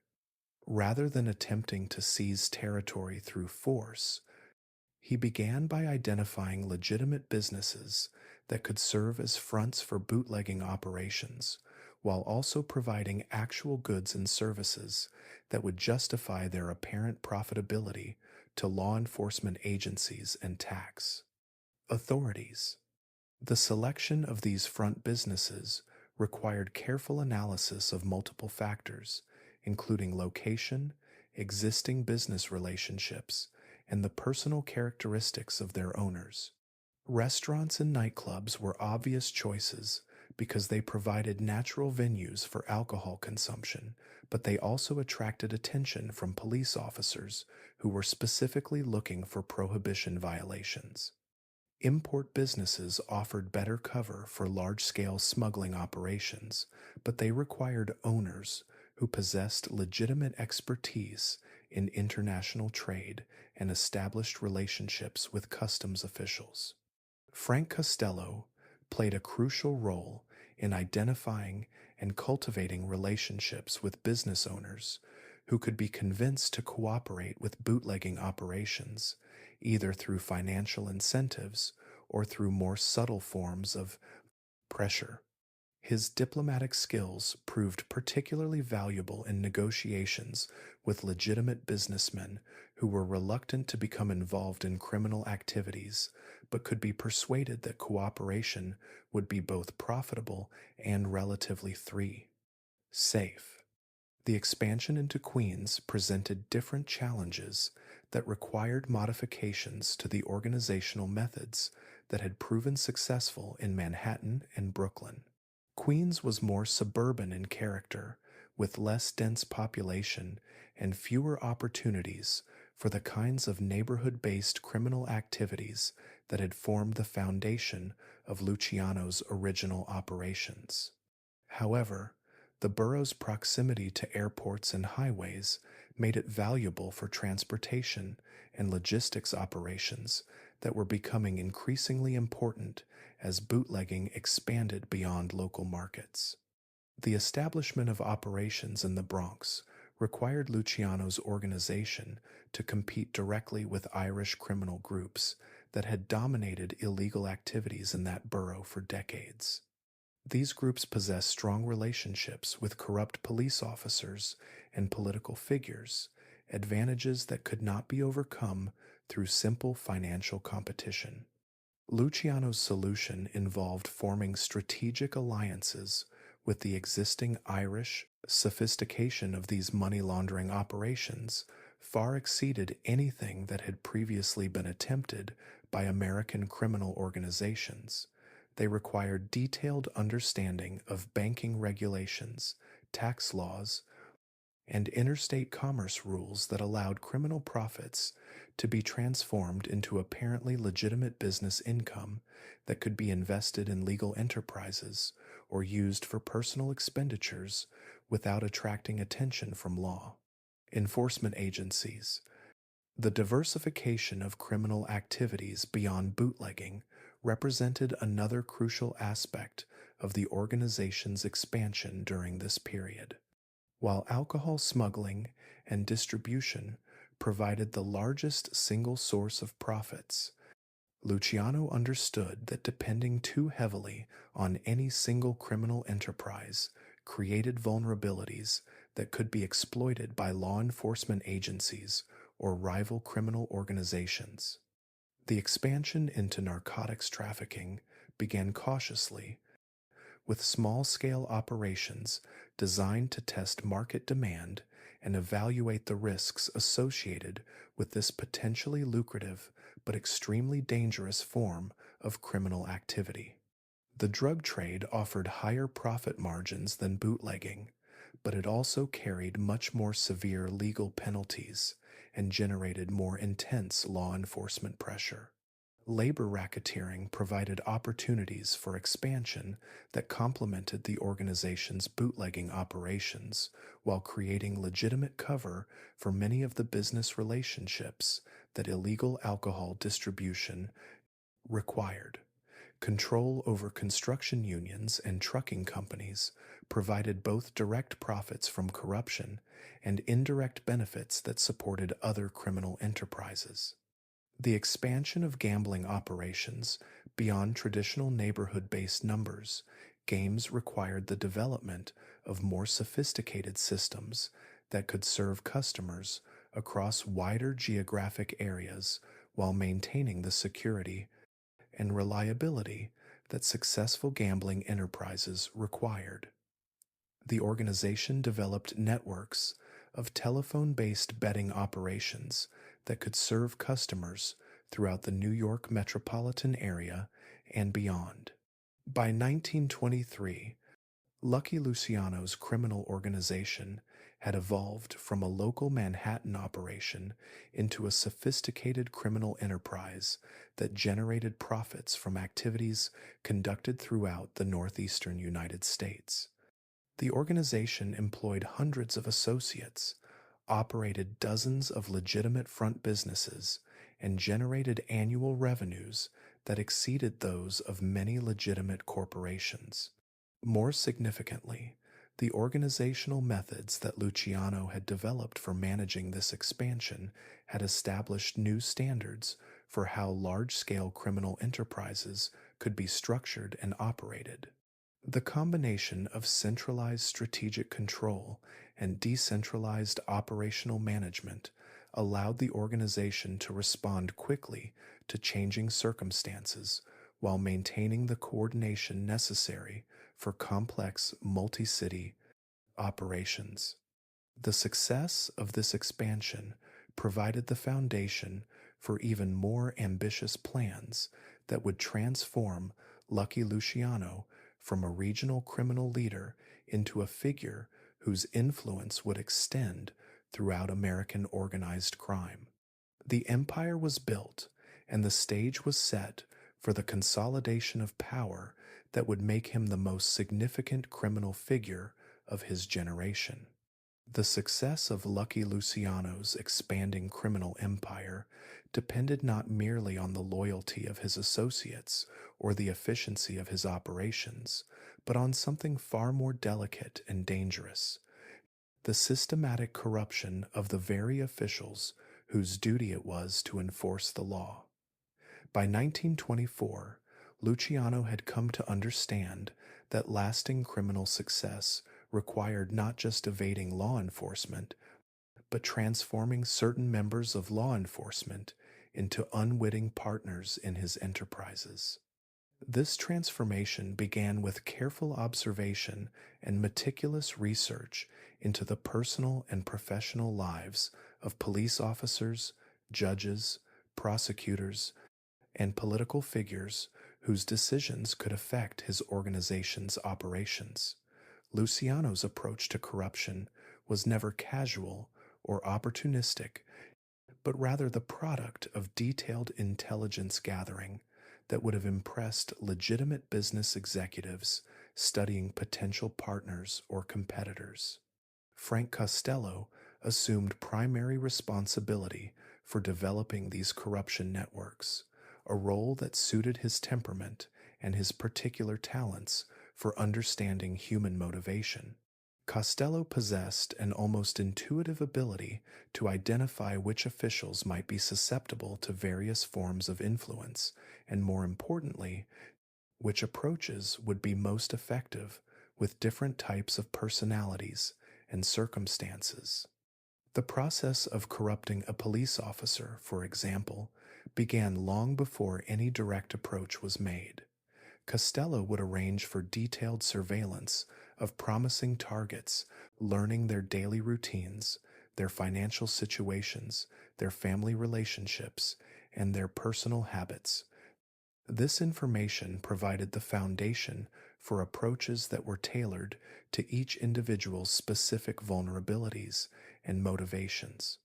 Some police officers could be approached directly with cash payments, particularly those who were struggling with debts or family financial pressures that their official salaries could not address. These officers often welcomed the opportunity to supplement their incomes through arrangements that seemed to involve minimal risk and required only that they occasionally look the other way when certain activities were conducted in their jurisdictions. Other officers required more subtle approaches that appealed to their professional ambitions rather than their immediate financial needs. These men could be influenced through information that would help them solve difficult cases or advance their careers, or through introductions to political figures who could provide opportunities for promotion within the police department hierarchy. The most challenging targets were officers whose personal integrity made direct corruption impossible, but whose professional relationships could still be manipulated in ways that served Luciano's interests. These officers might unknowingly receive information that would direct their attention toward the activities of rival criminal organizations while allowing Luciano's operations to continue without interference. The corruption of judges required even more sophisticated approaches that took into account their elevated social positions and their concerns about maintaining professional reputations that had taken decades to establish. Direct bribery of judges was extremely dangerous because discovery would result not only in criminal prosecution, but also in the complete destruction of carefully built careers and social standing.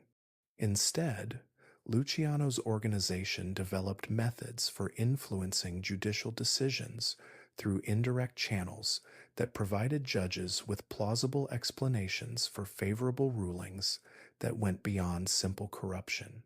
These methods included providing information about cases that would justify lenient sentences for Luciano's associates, arranging for character witnesses whose testimony would influence sentencing decisions, and ensuring that cases were assigned to judges who were known to be sympathetic to defendants from immigrant communities. The corruption of political figures presented the greatest opportunities and the greatest risks. Successful politicians possessed influence that extended far beyond individual decisions about law enforcement or judicial matters. They could affect legislation, budget appropriations, and administrative policies that would determine the overall environment in which criminal organizations operated. However, politicians also represented the greatest security risks because their activities were subject to intense public scrutiny from newspapers, rival politicians, and civic organizations that specialized in exposing governmental corruption. Any scandal involving a prominent political figure could trigger investigations that might expose the entire network of relationships that Luciano had spent years developing. The solution was to focus on politicians whose cooperation could be secured through methods that left minimal evidence of direct corruption, rather than offering cash bribes that could be discovered and documented. Luciano's organization provided political figures with services that were valuable but difficult to trace directly to criminal sources.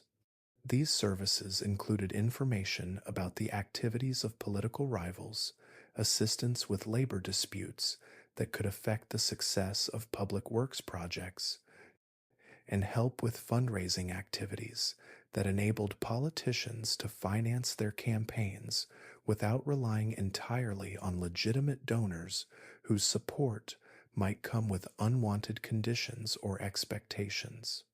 The development of mutually beneficial relationships required Luciano to understand that successful corruption involved more than simply buying influence.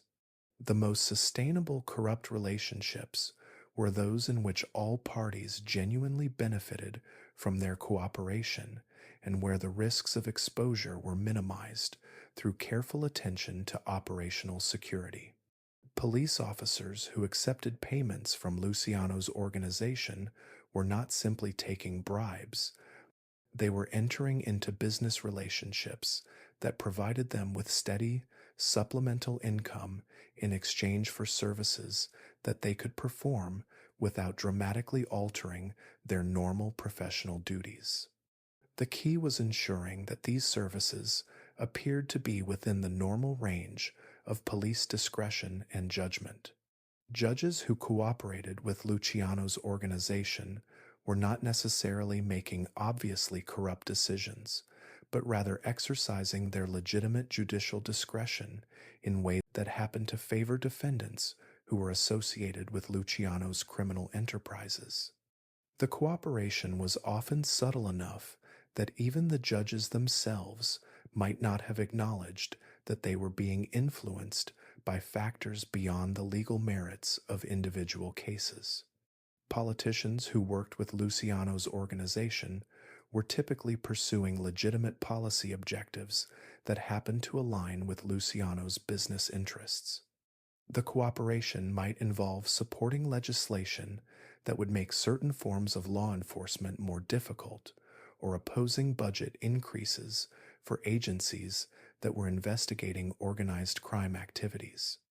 The network of influence that emerged from these systematic corruption efforts provided Luciano's organization with advantages that went far beyond simple protection from law enforcement. The network created an early warning system that alerted the organization to planned raids, investigations, and other law enforcement activities that might threaten its operations. More importantly, the corruption network provided Luciano with intelligence about the activities of rival criminal organizations, information that could be used to eliminate competitors through selective law enforcement actions rather than through direct violence that might attract unwanted attention. If a rival organization was planning activities that would compete with Luciano's operations, strategically placed tips to honest law enforcement officers could result in raids and arrests that would disrupt those activities without any obvious connection to Luciano's organization. The management of these corruption networks required systems for communication, payment, and security that were as sophisticated as those used for the organization's primary criminal enterprises. Payments to corrupt officials could not be made in ways that would create obvious evidence of bribery, and communications about sensitive law enforcement matters needed to be conducted through channels that would not leave traces that could be discovered during investigations. The solution involved using legitimate businesses as conduits for payments and communications, with corrupt officials receiving money through apparently legitimate transactions such as consulting fees, insurance claims, or investment returns. These transactions were documented through business records that appeared to justify the payments while concealing their actual purpose. Communication with corrupt officials was conducted through intermediaries who operated legitimate businesses that provided natural opportunities for contact with law enforcement personnel. Restaurant owners, for example, could pass information during routine conversations with police officers who ate at their establishments, while construction company executives could communicate with municipal officials during normal business meetings about public works projects. The success of these corruption systems depended heavily on maintaining strict compartmentalization that limited each corrupt official's knowledge to only those aspects of Luciano's operations that directly affected their own areas of responsibility. Police officers who provided information about planned raids did not necessarily know about the judges who were influencing sentencing decisions, and politicians who supported favorable legislation were not informed about the specific criminal activities that would benefit from their actions. This compartmentalization served two crucial purposes. First, it minimized the damage that could result if any individual corrupt official was discovered and decided to cooperate with investigators. Second, it allowed each official to maintain plausible denial about the extent of their involvement with criminal activities, making it easier for them to rationalize their cooperation and continue providing services over extended periods. By 1925, the corruption network that Luciano had developed provided his organization with a level of protection that made it nearly invulnerable to routine law enforcement efforts.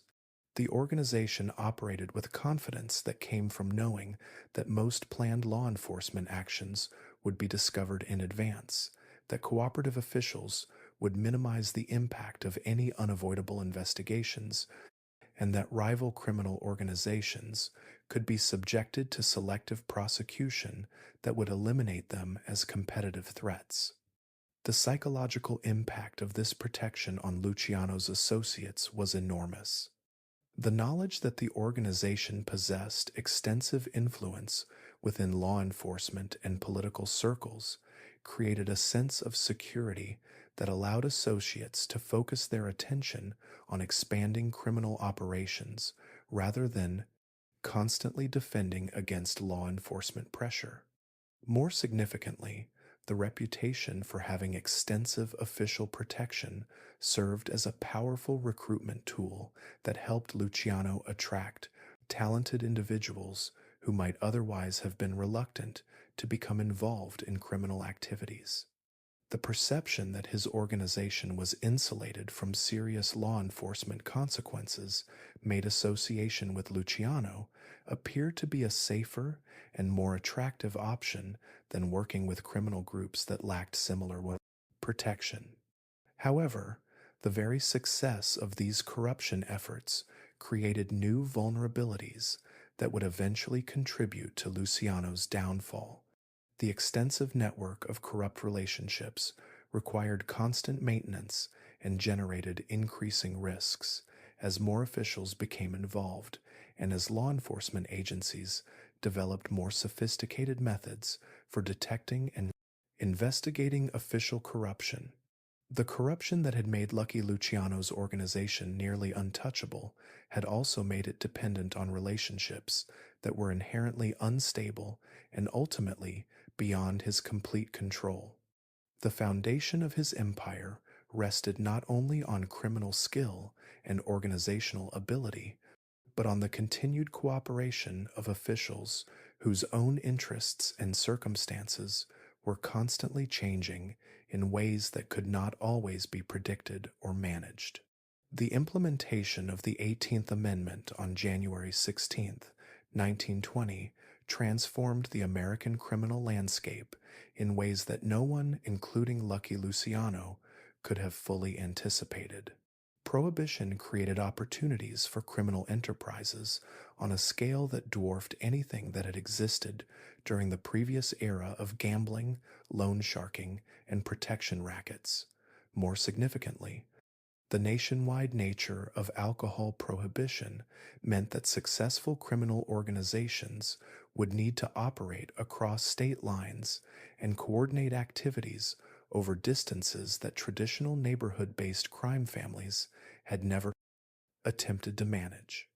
Luciano recognized immediately that the new environment would favor criminal organizations that possessed sophisticated management systems and the ability to form alliances with groups operating in different geographic regions. His organization's existing strengths in inter-ethnic cooperation and systematic business practices positioned it perfectly to take advantage of opportunities that more traditional criminal enterprises would struggle to exploit effectively. The expansion beyond Manhattan began with careful reconnaissance of criminal opportunities in the other boroughs of New York City, each of which presented unique challenges and possibilities. Brooklyn, with its extensive waterfront and large immigrant population, offered ideal conditions for large scale smuggling operations, but it was also home to established criminal organizations that would need to be either displaced or converted into cooperative partners. Luciano's approach to Brooklyn expansion demonstrated the sophisticated, strategic thinking that had become his trademark. Rather than attempting to seize territory through force, he began by identifying legitimate businesses that could serve as fronts for bootlegging operations, while also providing actual goods and services that would justify their apparent profitability to law enforcement agencies and tax authorities. The selection of these front businesses required careful analysis of multiple factors, including location, existing business relationships, and the personal characteristics of their owners. Restaurants and nightclubs were obvious choices because they provided natural venues for alcohol consumption, but they also attracted attention from police officers who were specifically looking for prohibition violations. Import businesses offered better cover for large scale smuggling operations, but they required owners who possessed legitimate expertise in international trade and established relationships with customs officials. Frank Costello played a crucial role in identifying and cultivating relationships with business owners who could be convinced to cooperate with bootlegging operations, either through financial incentives or through more subtle forms of pressure.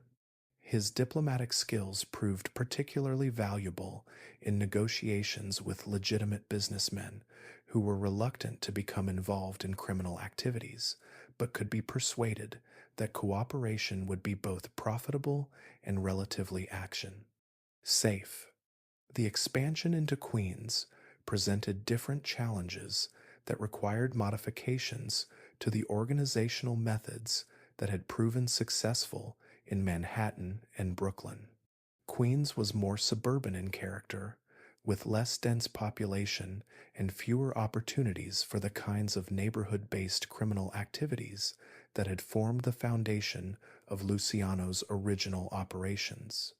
However, the borough's proximity to airports and highways made it valuable for transportation and logistics operations that were becoming increasingly important as bootlegging expanded beyond local markets. The establishment of operations in the Bronx required Luciano's organization to compete directly with Irish criminal groups that had dominated illegal activities in that borough for decades. These groups possess strong relationships with corrupt police officers and political figures, advantages that could not be overcome through simple financial competition.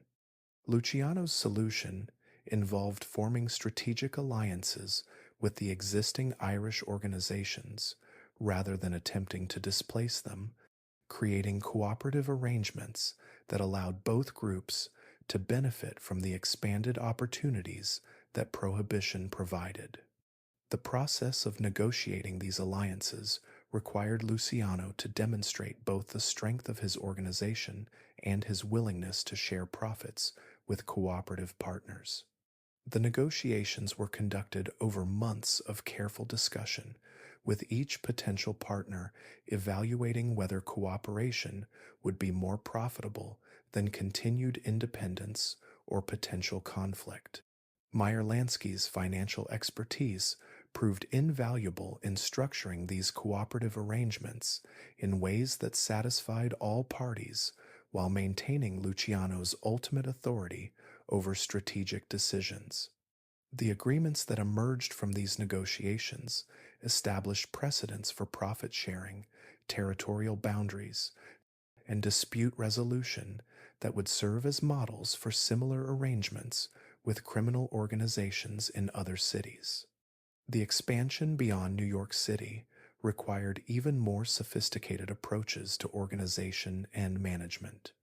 Bootlegging operations in cities such as Philadelphia, Boston, and Chicago needed to be coordinated with activities in New York while adapting to different local conditions, including varying levels of law enforcement corruption and different relationships between criminal organizations and legitimate business communities.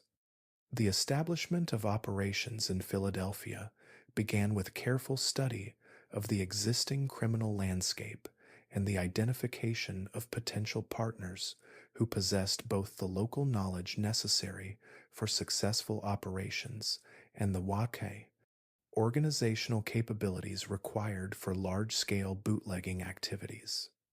The city's location between New York and the southern states made it a crucial transit point for alcohol shipments, but it was also home to established criminal organizations that viewed expansion by New York groups as potential threats to their own operations.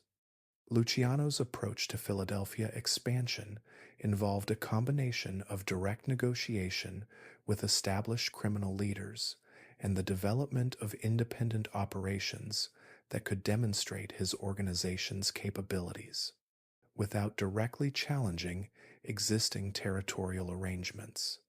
The strategy required patience and substantial initial investments, but it ultimately created opportunities for cooperative relationships that benefited all parties involved.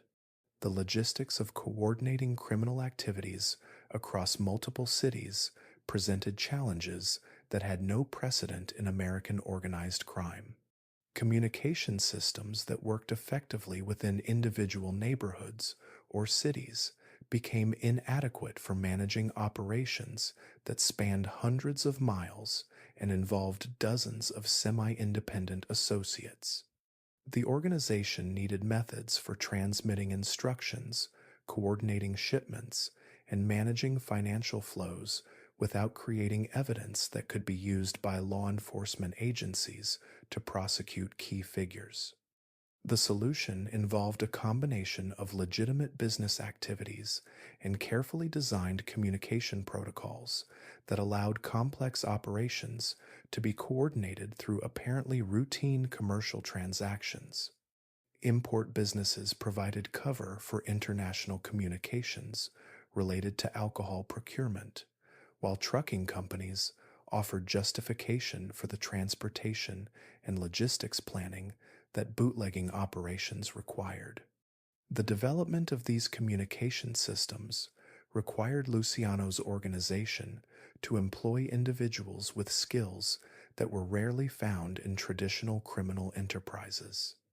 Accountants, logistics specialists, and communications experts became as valuable as the gunmen and enforcers who had previously formed the core of criminal organizations.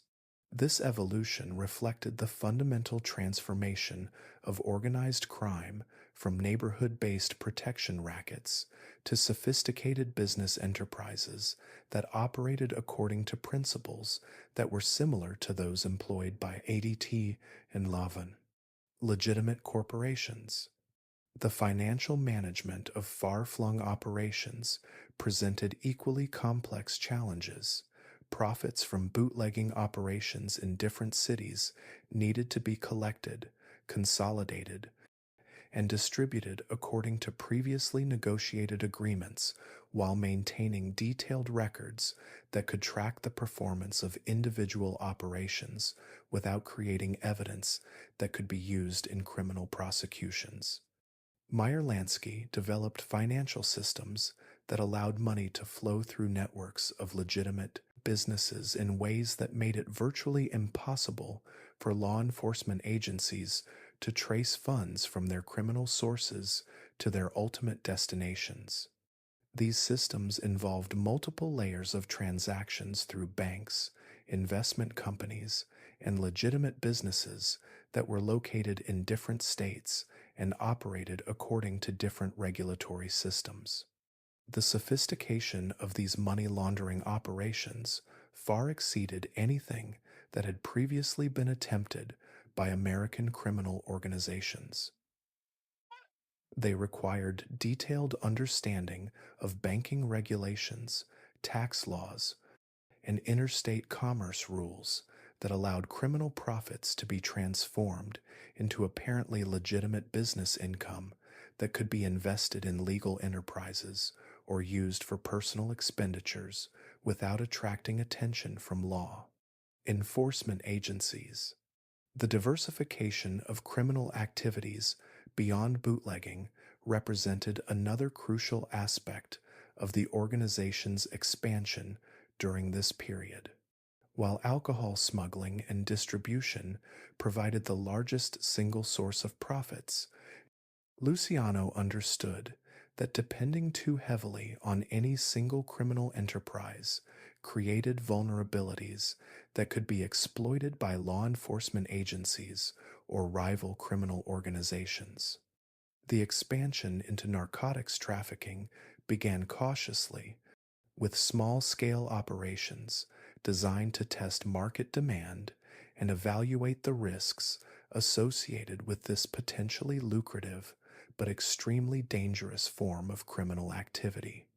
The drug trade offered higher profit margins than bootlegging, but it also carried much more severe legal penalties and generated more intense law enforcement pressure.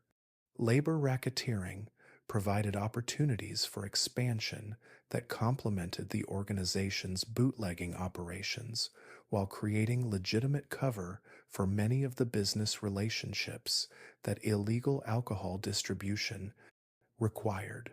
Control over construction unions and trucking companies provided both direct profits from corruption and indirect benefits that supported other criminal enterprises. The expansion of gambling operations beyond traditional neighborhood based numbers games required the development of more sophisticated systems that could serve customers across wider geographic areas while maintaining the security and reliability that successful gambling enterprises required. The organization developed networks of telephone based betting operations that could serve customers throughout the New York metropolitan area and beyond. By 1923, Lucky Luciano's criminal organization had evolved from a local Manhattan operation into a sophisticated criminal enterprise that generated profits from activities conducted throughout the northeastern United States. The organization employed hundreds of associates, operated dozens of legitimate front businesses, and generated annual revenues that exceeded those of many legitimate corporations. More significantly, the organizational methods that Luciano had developed for managing this expansion had established new standards for how large-scale criminal enterprises could be structured and operated. The combination of centralized strategic control and decentralized operational management allowed the organization to respond quickly to changing circumstances while maintaining the coordination necessary for complex multi-city operations. The success of this expansion provided the foundation for even more ambitious plans that would transform Lucky Luciano from a regional criminal leader into a figure whose influence would extend throughout American organized crime. The empire was built, and the stage was set for the consolidation of power that would make him the most significant criminal figure of his generation.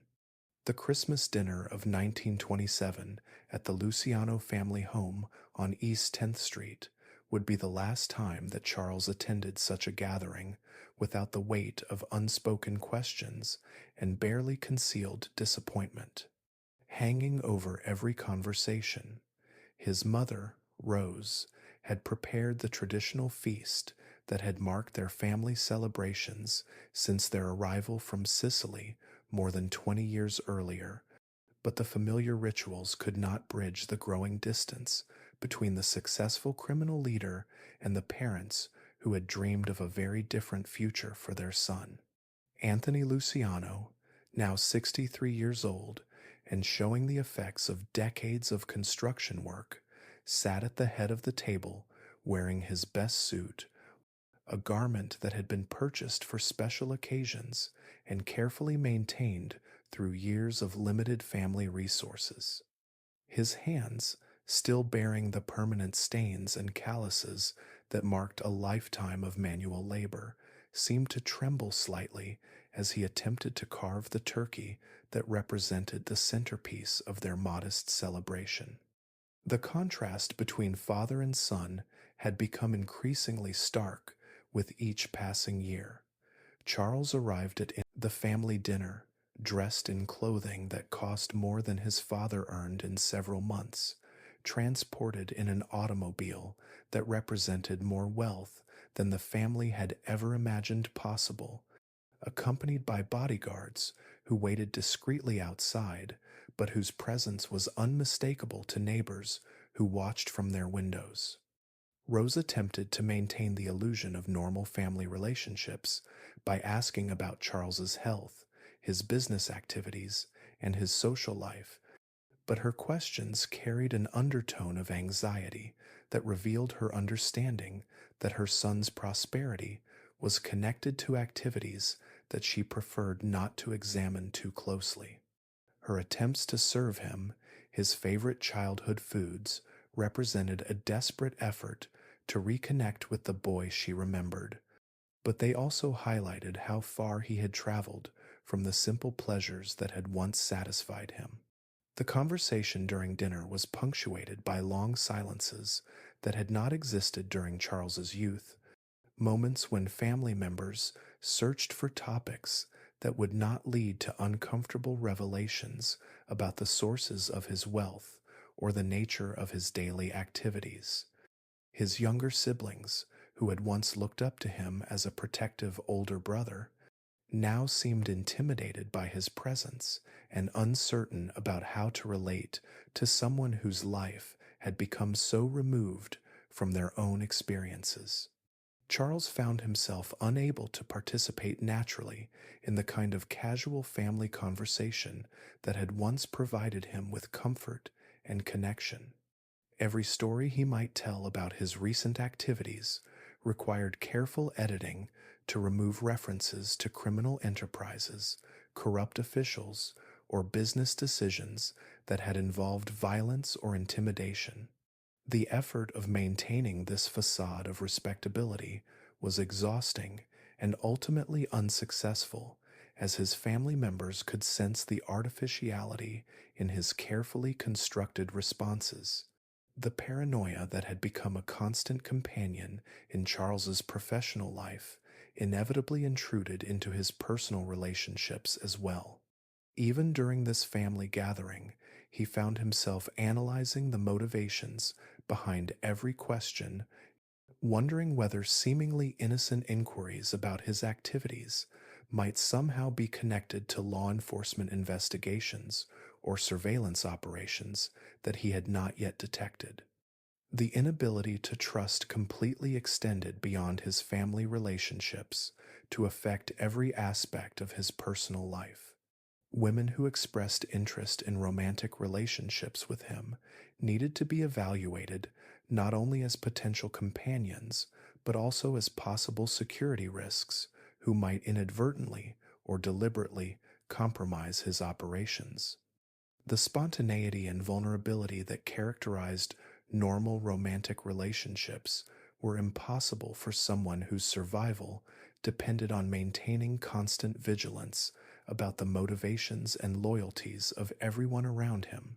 His relationship with Gay Orlova, a dancer who had become his most consistent romantic companion during this period, illustrated the complex challenges that criminal success created for personal intimacy. Orlova was attracted to the excitement and luxury that Charles's wealth provided, but she was also increasingly frustrated by his inability to share the details of his life that would allow her to understand him as a complete person rather than as an entertaining but ultimately mysterious figure. The conversations between Charles and Orlova often followed patterns that revealed the fundamental incompatibility between criminal success and genuine intimacy.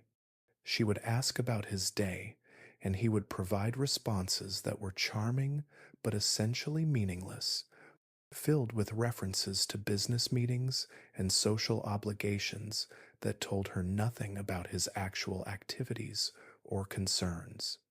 Her attempts to understand his moods and anxieties were frustrated by his unwillingness to reveal the sources of stress that accompanied his criminal leadership responsibilities. The psychological toll of maintaining these false relationships was compounded by Charles's growing awareness that he could no longer distinguish between people who cared about him genuinely and those who were attracted primarily to self, his wealth and power. The corruption networks that provided his criminal organization with protection had taught him to view all relationships in terms of mutual advantage, but this perspective made it impossible to experience the kind of unconditional affection that he remembered from his childhood. The sleep that had once provided refuge from the stresses of daily life became increasingly elusive as Charles's criminal responsibilities expanded and the potential consequences of failure became more severe. The nights were filled with calculations about organizational problems, concerns about law enforcement activities, and anxieties about the loyalty of associates whose betrayal could result in imprisonment or death. The luxury of his suite at the Waldorf Astoria could not compensate for the psychological burden of knowing that hundreds of people depended on his decisions for their livelihoods and safety, and that mistakes in judgment could have consequences that extended far beyond his own interests. The weight of this responsibility was particularly acute during the quiet hours of the night, when the constant activity of daytime business provided no distraction from contemplation of the risks and moral complexities that his success had created. The recreational activities that might have provided relief from these psychological pressures were compromised by the same security concerns that affected every other aspect of his life. Attendance at sporting events, theater performances, or social gatherings required careful planning and constant awareness of potential threats from rival criminals or law enforcement surveillance operations. The simple pleasure of walking through the city streets, which had provided him with energy and inspiration during his youth, was no longer possible without the presence of bodyguards and the elaborate precautions that his position in the criminal hierarchy required. The spontaneity and freedom of movement that most people took for granted had been sacrificed to the demands of maintaining the security that his criminal success required. The friends from his youth who might have provided continuity and perspective had either died, been imprisoned, or become too dangerous to maintain contact with because of their own criminal activities or their potential value as informants for law enforcement agencies. The childhood companions who remembered him as simply Charles rather than as Lucky Luciano were no longer accessible to him without creating security risks that were too serious to accept. His attempts to find meaning and satisfaction through charitable activities were complicated by his understanding that these supposedly altruistic gestures were motivated partly by his need to maintain a respectable public image rather 18-7 than by genuine concern for the welfare of others. The donations he made to hospitals, schools, and social service organizations provided him with opportunities to interact with legitimate community leaders, but these interactions were fundamentally artificial because they were based on false representations of his character and activities. The recognition that his criminal success had isolated him from the kinds of experiences that gave meaning to most people's lives created a sense of emptiness that no amount of wealth or power could address. The achievements that had once provided him with satisfaction and pride now seemed hollow because they could not be shared with people who truly understood and accepted him. The philosophical reflections that occupied Charles's thoughts during his increasingly frequent periods of insomnia focused on the question of whether the power and influence he had achieved justified the personal costs that criminal success had imposed. The boy who had stolen apples from push carts had dreamed of escaping poverty and achieving respect, but the man who controlled one of the most powerful criminal organizations in American history found himself longing for the simple human connections that his success had made impossible. The irony of his situation was particularly acute because his criminal organization had been built on his understanding of human relationships and his ability to motivate loyalty and cooperation among diverse groups of people. Yet the very skills that had made him successful in the criminal world had made it impossible for him to experience the kind of genuine intimacy and trust that provided meaning and satisfaction in normal human relationships. By 1928, the personal costs of Lucky Luciano's criminal success had created psychological vulnerabilities that were more dangerous than any external threat he faced from law enforcement agencies or rival criminal organizations. The isolation, paranoia, and inability to trust that came with absolute power in the criminal world had begun to affect his judgment and decision making in ways that would eventually contribute to his downfall. The man who had achieved everything he thought he wanted had discovered that criminal success, no matter how complete, could not provide the human connections and genuine relationships that were essential for psychological well-being and personal fulfillment. The price of his empire had been measured not only in violence and corruption, but in the gradual erosion of his capacity for the kind of authentic human experience that gave life its deepest meaning and satisfaction. The events of April 15th, 1929, would forever alter the landscape of organized crime in New York City and establish Lucky Luciano's reputation as someone whose strategic intelligence was matched only by his willingness to employ decisive violence when all other options had been exhausted. The crisis that led to this defining moment had been building for months, as traditional power structures within the Italian American criminal community came under increasing pressure from the modernization that Luciano represented and the resistance from older leaders who viewed his innovations as threats to everything they had spent their lives building. Giuseppe Masseria, despite his earlier territorial agreements with Luciano, had begun to perceive the younger man's growing influence as an existential threat to the traditional order that had provided the foundation for his own power and authority. The cooperation between different ethnic groups that characterized Luciano's operations represented a fundamental departure from the Sicilian traditions that Masseria considered sacred and immutable.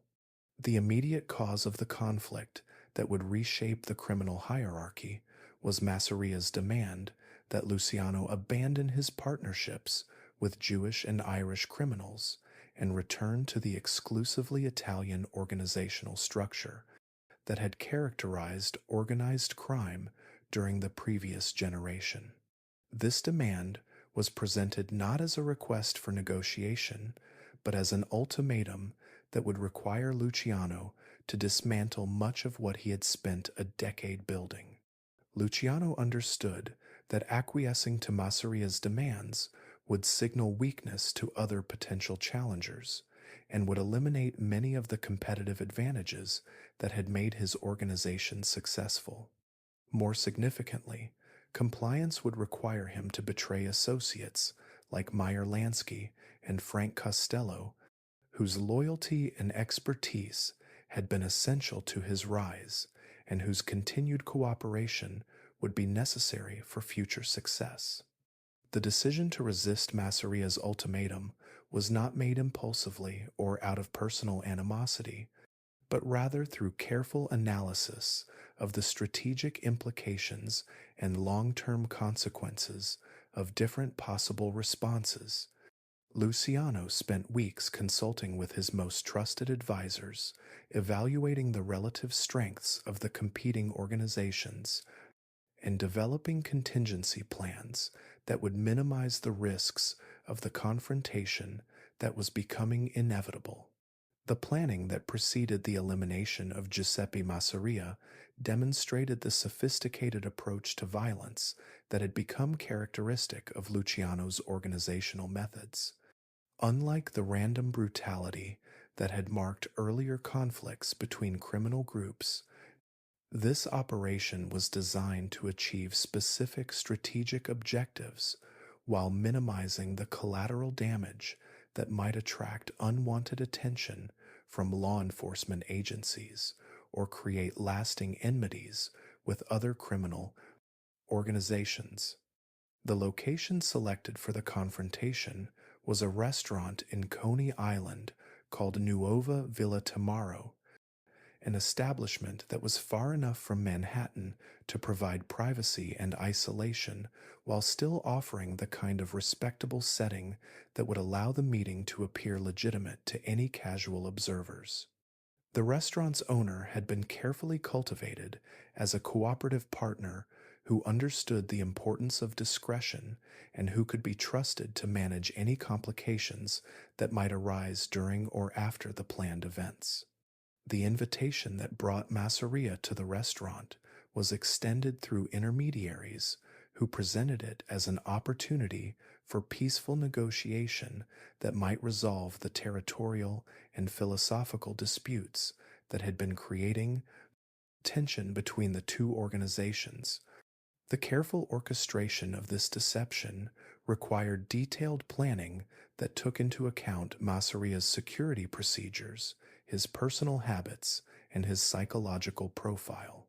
Luciano's presence at the restaurant on the afternoon of April 15th served multiple strategic purposes that extended beyond the immediate objective of eliminating a rival. His participation in what appeared to be a social gathering provided him with an alibi that would be difficult for law enforcement agencies to challenge, while also demonstrating to other potential rivals that he was willing to take personal risks when circumstances required decisive action. The meal that preceded the violent resolution of their conflict was conducted with elaborate courtesy that reflected both men's understanding of the traditions and protocols that governed such encounters within the Sicilian criminal culture. The conversation was formal and respectful, touching on family matters, business concerns, and mutual acquaintances, while carefully avoiding direct reference to the fundamental disagreements that had brought them to this moment. The decision to excuse himself from the table at the crucial moment was part of Luciano's carefully constructed alibi, but it also reflected his understanding that his direct participation in the violence would create unnecessary legal risks while adding nothing to the operation's effectiveness. His associates were fully capable of executing the plan without his immediate supervision, and his absence would provide law enforcement agencies with fewer opportunities to establish his direct involvement in the events that followed. The violence that eliminated Giuseppe Masseria was swift and decisive, carried out by men who had been selected for their reliability, their skill, and their understanding of the broader strategic objectives that the operation was designed to achieve.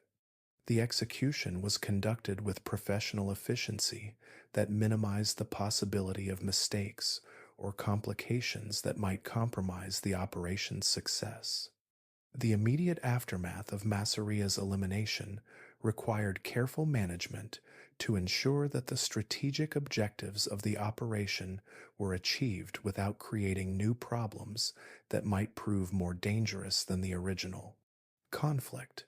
The message that needed to be communicated to other potential rivals was that challenges to Luciano's authority would be met with decisive responses, but without creating the impression that he was engaged in random violence that might threaten anyone who maintained peaceful relationships with his organization.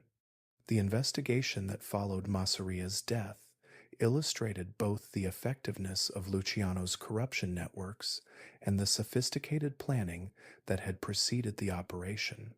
Despite intensive efforts by law enforcement agencies to gather evidence about the circumstances of the killing, the investigation produced no arrests or prosecutions that could be directly connected to Luciano or his immediate associates.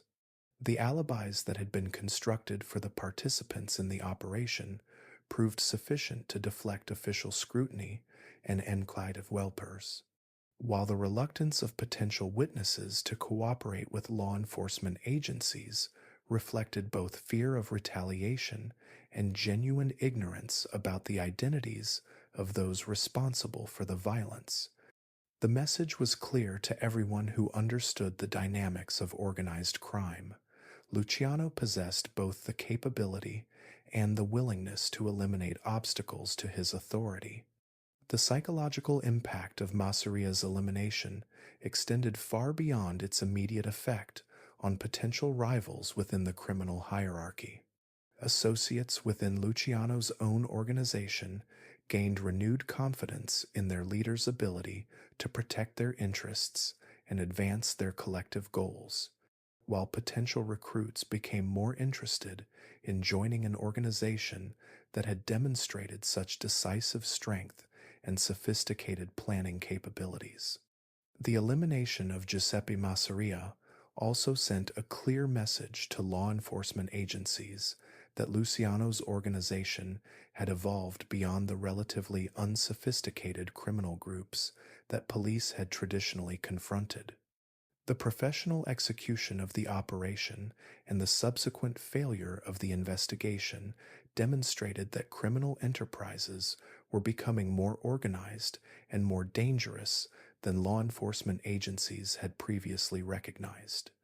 The strategic advantages that resulted from Massaria's elimination were significant and long-lasting. The removal of the primary advocate for traditional Sicilian organizational methods cleared the way for Luciano to implement more modern approaches to criminal enterprise that would prove more profitable and more sustainable than the profitable Innoventor office. Methods employed by previous generations of criminals. The consolidation of power that followed Massaria's death allowed Luciano to restructure the entire landscape of organized crime in New York City according to principles that emphasized efficiency, profitability, and inter-ethnic cooperation over the blood feuds and territorial conflicts that had historically weakened criminal organizations and made them vulnerable to law enforcement pressure. The establishment of the Commission, which would govern relationships between different criminal families for decades to come, was made possible by the elimination of the primary obstacle to this kind of systematic organization. Massaria's death demonstrated that even the most established criminal leaders could be replaced if they refused to adapt to changing circumstances and opportunities. The psychological transformation that occurred within Luciano himself as a result of ordering and overseeing such a significant act of violence was profound and permanent. The crossing of this particular line eliminated whatever remaining constraints his conscience might have placed on future decisions about the use of violence for strategic purposes.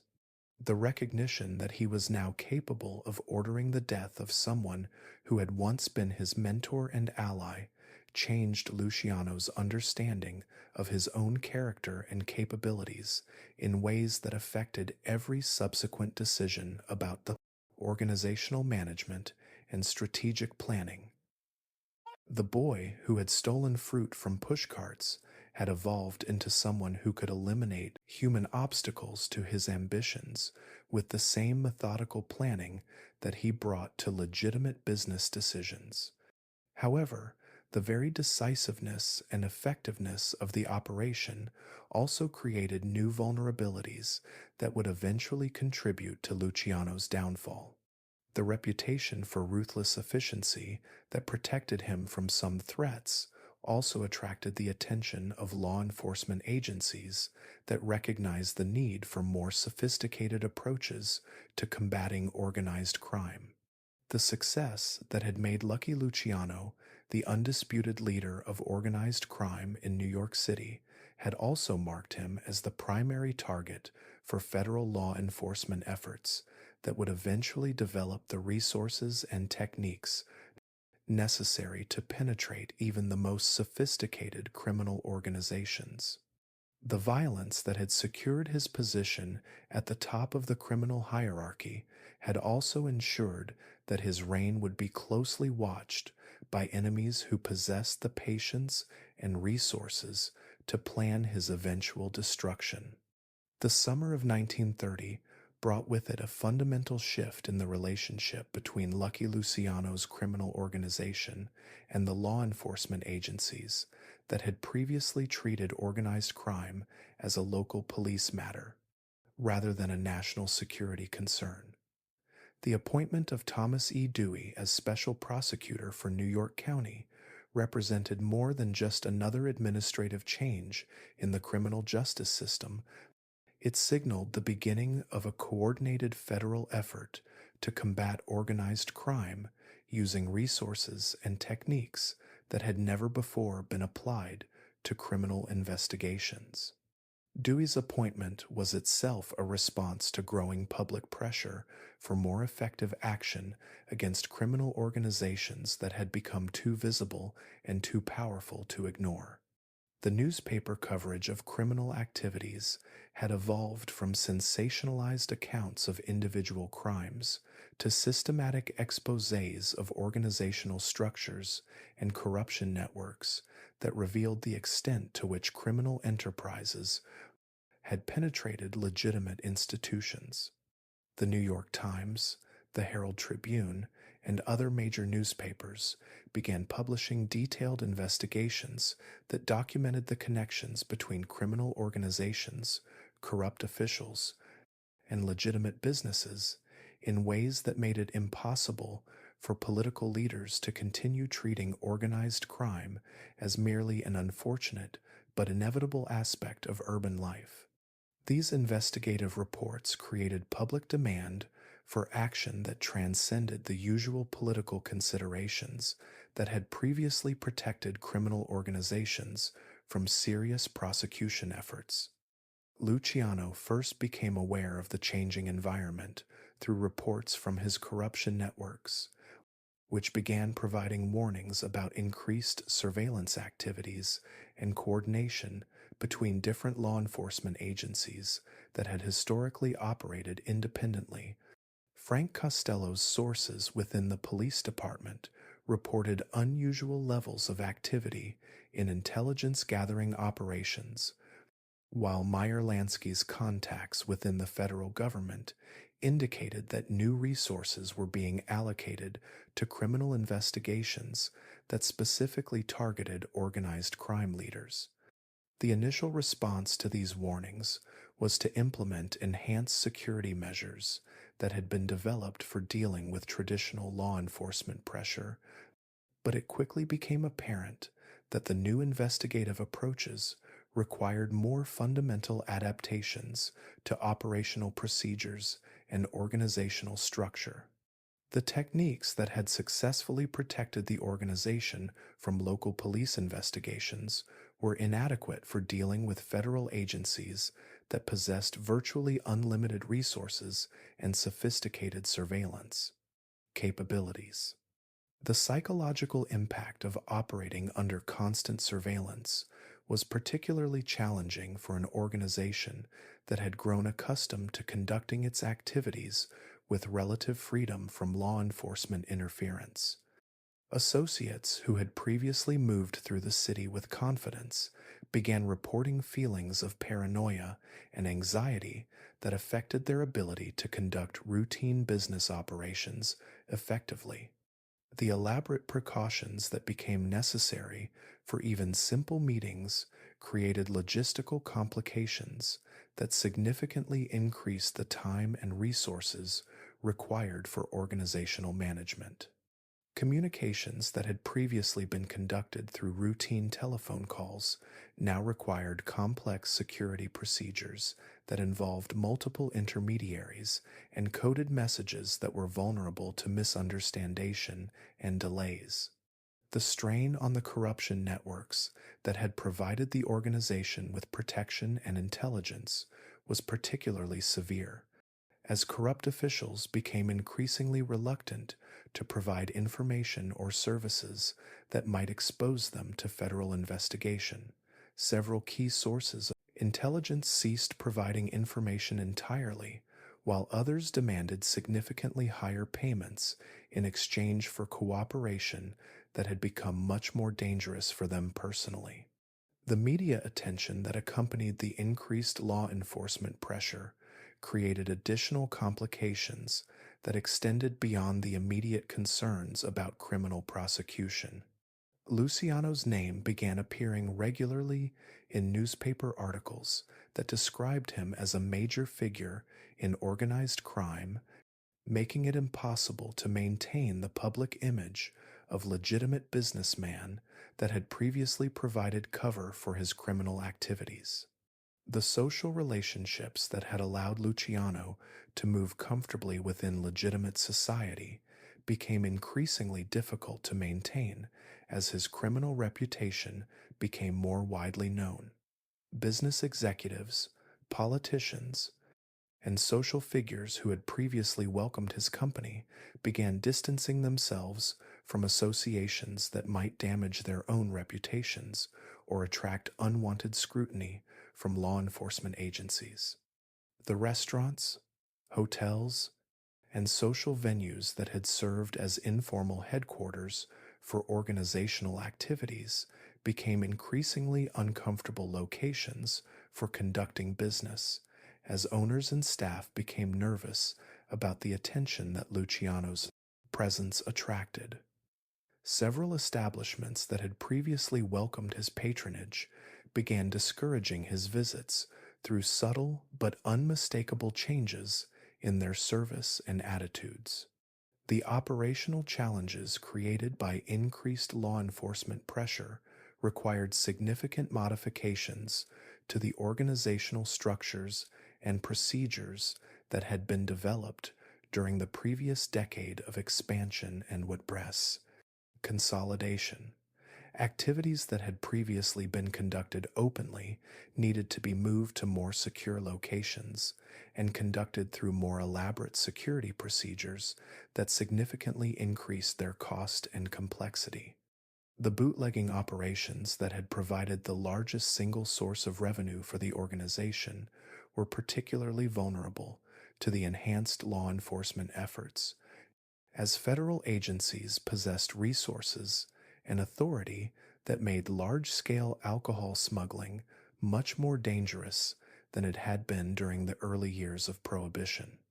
Several major shipments were intercepted by federal agents, resulting in significant financial losses and the arrest of valuable associates. The numbers operations that had provided steady income with relatively low risk also became more vulnerable as federal investigators began focusing on the financial aspects of criminal enterprises rather than simply attempting to catch criminals in the act of committing specific crimes. The detailed record keeping that had made these operations profitable also created evidence that could be used to prosecute the individuals responsible for managing them.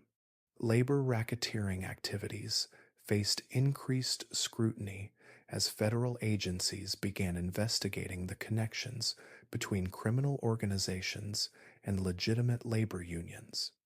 The relationships with union leaders that had provided lucrative opportunities for extortion and corruption became liabilities that exposed the organization to prosecution under federal laws that carried much more severe penalties than activate local charges for simple extortion.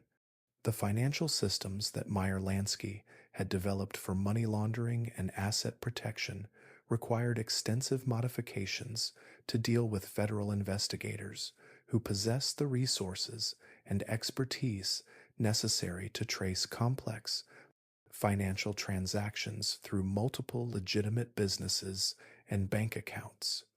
Several of the front companies that had served as conduits for criminal profits were forced to cease operations when they became subjects of federal investigation.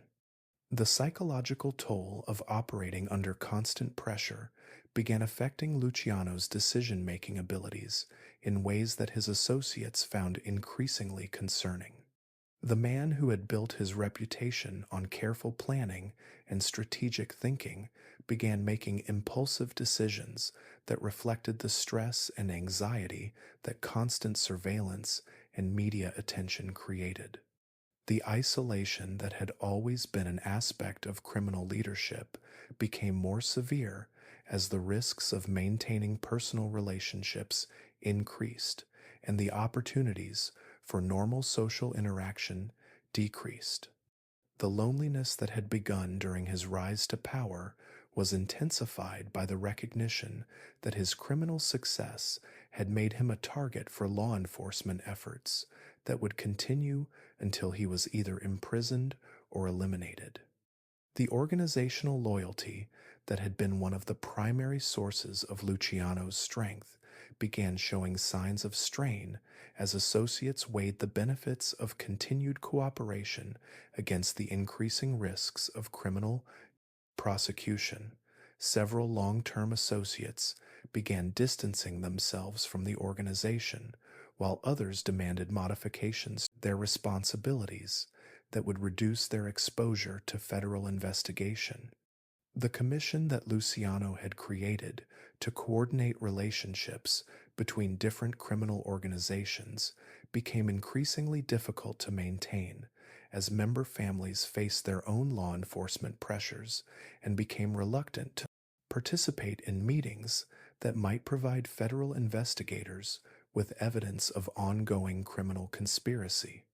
The coordination that had been one of the organization's primary competitive advantages became a source of additional vulnerability. The irony of Luciano's situation was particularly acute because the very success that had made him wealthy and powerful had also made him too visible and too important for law enforcement agencies to ignore. The low profile that had protected him during his early criminal career was no longer possible for someone whose organization generated millions of dollars in annual revenue and employed hundreds of associates across multiple states. The media coverage that documented his success had created public awareness that made it politically impossible for law enforcement agencies to continue treating his organization as merely another local criminal problem. The newspapers that had initially provided him with a form of celebrity status had ultimately made him a target for federal prosecution efforts that possessed resources far beyond anything he had previously faced. The corruption networks that had provided protection at the local level were largely irrelevant when dealing with federal agencies whose personnel were specifically selected for their integrity and whose investigations were conducted according to procedures designed to minimize the influence of local political considerations.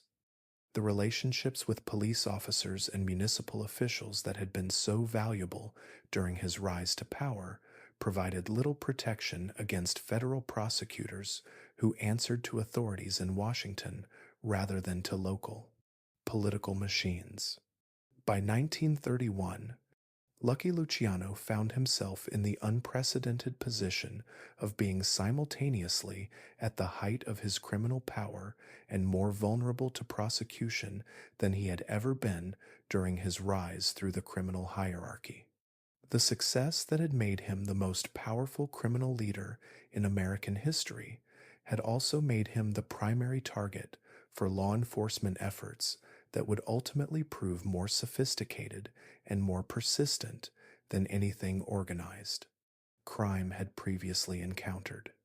The heat that was focusing on his organization represented more than just increased law enforcement pressure. It was a fundamental change in the relationship between criminal organizations and American society that would make the kind of criminal empire he had built increasingly difficult to maintain and ultimately impossible to sustain. The autumn of 1932 brought with it a subtle but unmistakable change in the atmosphere that surrounded Lucky Luciano's daily meetings with his closest associates, a shift that revealed itself not through dramatic confrontations or obvious betrayals, but through the accumulation of small hesitations, careful word choices, and meaningful silences that indicated the erosion of trust that had once been absolute. Frank Costello, who had served as Luciano's most reliable lieutenant for more than a decade, began arriving at meetings with an air of distraction that suggested his attention was increasingly focused on concerns that extended beyond the immediate business at hand. The easy confidence that had characterized his participation in strategic discussions was replaced by a more cautious approach to sharing information and expressing opinions that reflected his growing awareness of the risks that association with Luciano's organization now represented. The change in Costello's demeanor was particularly significant because his diplomatic skills and corruption networks had been essential to the organization's success throughout the 1920s.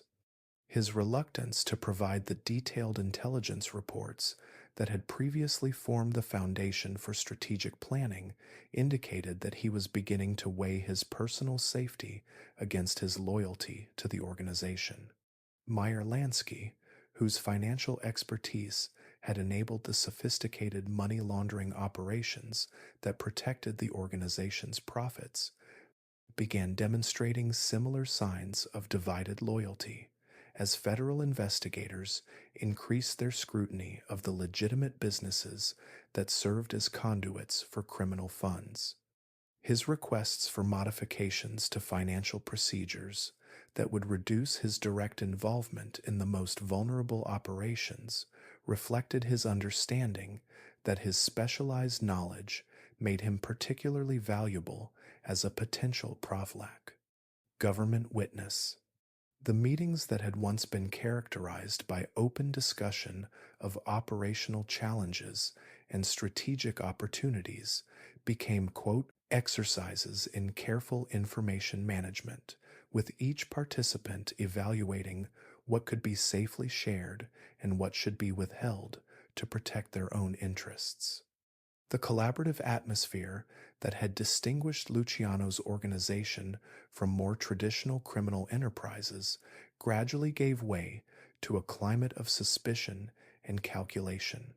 The psychological transformation that occurred within the inner circle was perhaps most evident in the behavior of associates who had previously demonstrated unwavering loyalty during periods of crisis and danger. Men who had risked their lives for the organization during territorial conflicts with rival criminals now began distancing themselves from activities that might attract federal attention, creating gaps in operational coverage that undermined the effectiveness of routine criminal enterprises. The paranoia that began to infect daily operations was fueled not only by the realistic assessment of external threats from law enforcement agencies, but also by the recognition that any member of the organization might become a government informant if faced with the prospect of lengthy federal prison sentences. The mutual trust that had enabled sophisticated coordination between different aspects of criminal operations became impossible to maintain when everyone's freedom depended on their ability to avoid prosecution. The first concrete evidence of betrayal within the organization came not through direct detection of informant activities, but through the pattern of federal raids and arrests that seemed to target specific operations with unusual accuracy and timing. The precision with which law enforcement agencies were able to disrupt particular criminal activities suggested access to detailed information that could only have come from sources within the organization itself. These suspicions were confirmed when several associates were arrested during raids that appeared to have been planned with intimate knowledge of security procedures and operational schedules that were known only to a small number of trusted individuals. The realization that someone within the inner circle was providing information to federal investigators created a climate of mutual suspicion that made effective organizational management nearly impossible. The investigation that Luciano conducted to identify potential informants within his organization required him to question the loyalty of people who had been his closest associates for years, a process that inevitably damaged relationships, even with those who were ultimately cleared of suspicion. The very act of conducting these internal investigations created additional stress and uncertainty that further undermined the organizational cohesion that had been one of the primary sources of the enterprise's strength.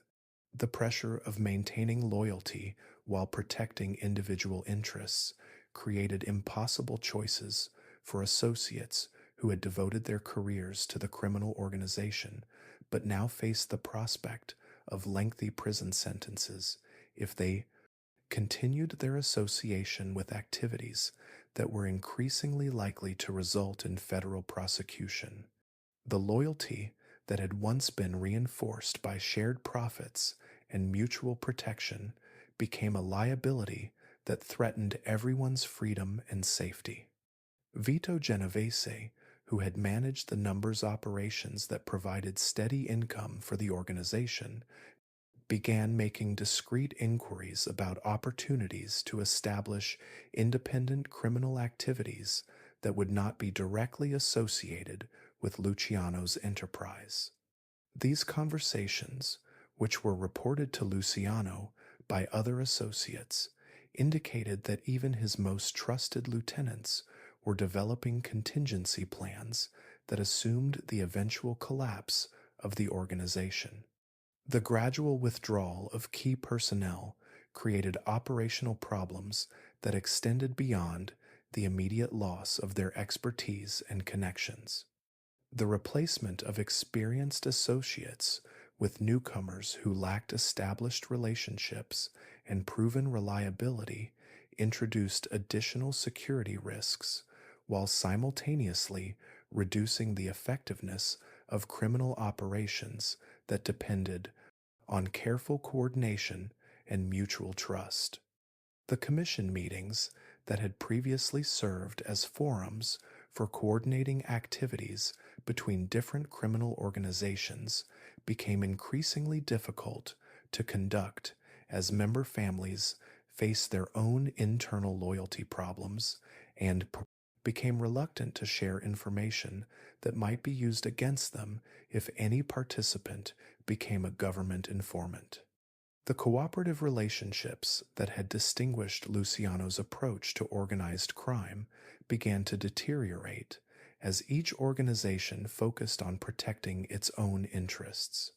The legitimate businesses that served as fronts for criminal operations became increasingly problematic as their owners and employees became nervous about the attention that association with known criminals might attract.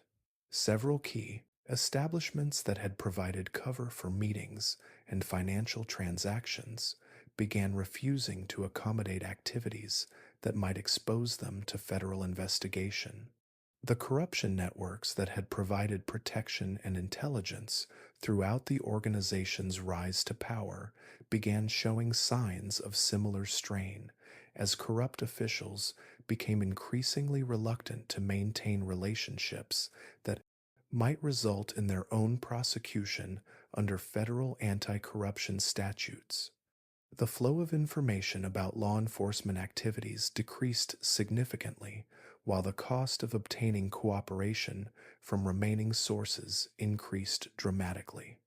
The psychological toll of operating in this environment of mutual suspicion and constant danger began affecting Luciano's own decision making abilities in ways that his remaining associates found deeply concerning. The man who had built his reputation on careful strategic thinking began making impulsive decisions that reflected the stress and isolation that the breakdown of trust had created. The recognition that his organization was fragmenting, despite his efforts to maintain unity through a combination of rewards and threats, forced Luciano to confront the fundamental contradiction in his situation. The very success that had made his criminal enterprise profitable and powerful had also made it too visible and too valuable for law enforcement agencies to ignore, creating pressures that ultimately proved stronger than the loyalty and mutual benefit that had held the organization together.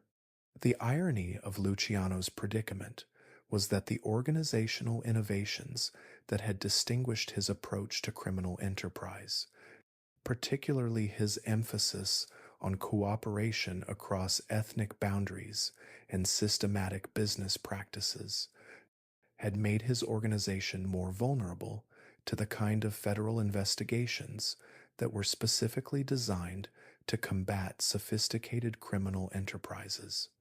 The traditional Italian criminal organizations that Luciano had displaced through superior organization and strategic thinking were actually better adapted to surviving intense law enforcement pressure because their emphasis on blood, relationships, and cultural loyalty created bonds that were more resistant to the temptations of cooperation with government investigators. The business-like approach that had made Luciano's organization more efficient and more profitable than traditional criminal enterprises had also made it more vulnerable to the rational calculation of individual self-interest that occurred when associates weighed the benefits of continued loyalty against the prospect of lengthy federal prison sentences. By 1933, the trust that had been the foundation of Lucky Luciano's criminal empire had eroded to the point where effective organizational management was no longer possible. Associates who had once risked their lives for the enterprise now viewed continued association as a threat to their personal safety and freedom, creating a downward spiral of suspicion and betrayal that accelerated the organization's disintegration. The man who had revolutionized American organized crime through his understanding of human motivation and organizational dynamics found himself trapped in a situation where those same human characteristics that he had exploited for criminal purposes were now working against him. The loyalty that had once seemed absolute proved to be contingent on circumstances that were rapidly changing in ways that made continued cooperation increasingly irrational for everyone involved. The breakdown of trust within Luciano's organization represented more than just the failure of a particular criminal enterprise. It marked the beginning of the end for the kind of large-scale, sophisticated organized crime that had flourished during the Prohibition era.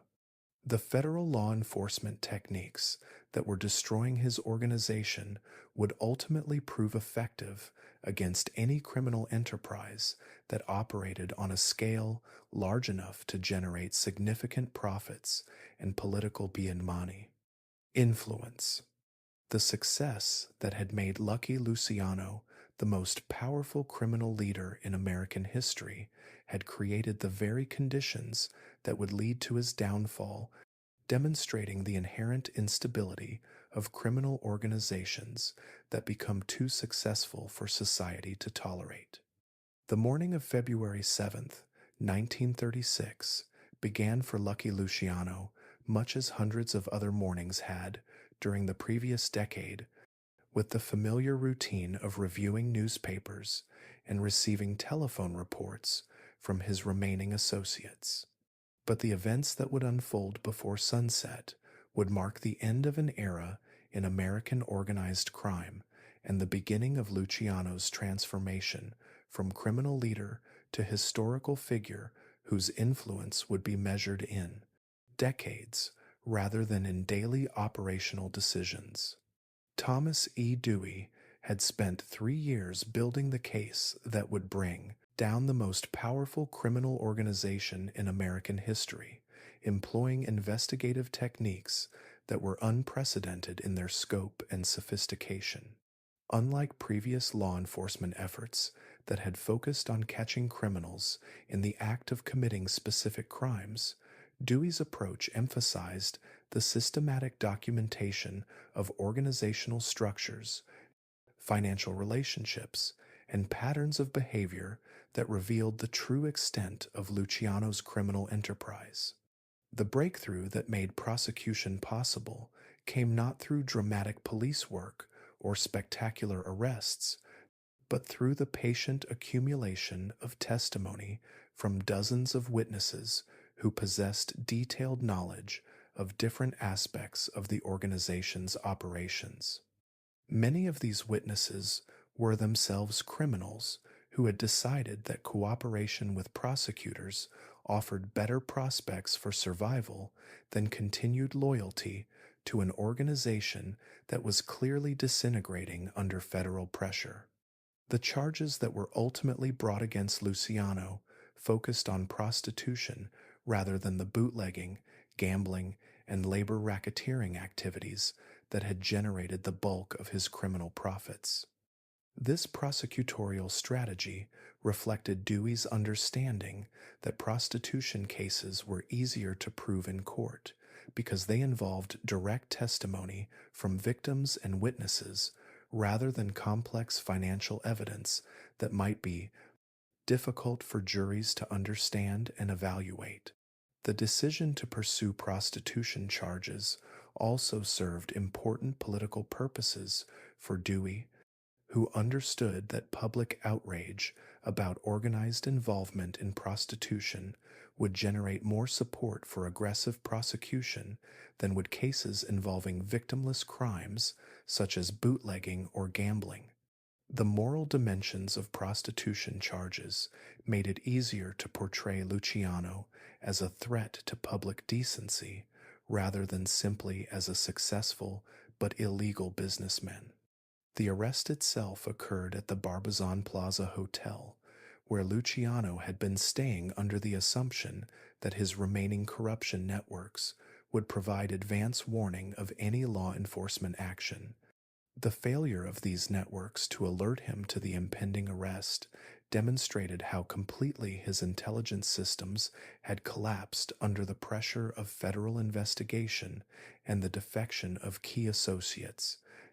The scene at the hotel was deliberately low-key, conducted by plain-clothed officers who understood that Dewey wanted to avoid the kind of dramatic confrontation that might generate sympathy for Luciano or suggest that law enforcement agencies were engaged in persecution rather than legitimate prosecution. The quiet efficiency of the arrest reflected the confidence that prosecutors felt about the strength of their case and their certainty that conviction was virtually inevitable. The legal team that Luciano assembled for his defense represented the finest criminal lawyers that money could purchase, attorneys whose previous successes in defending organized crime figures had established their reputations as among the most skilled practitioners in their field. However, the evidence that Dewey had assembled was so comprehensive and the testimony of cooperating witnesses so detailed that even the most experienced defense attorneys found themselves struggling to develop effective strategies for challenging the prosecution's case. The trial itself became a media sensation that provided the American public with its first detailed look at the organizational structure and operational methods of a major criminal enterprise.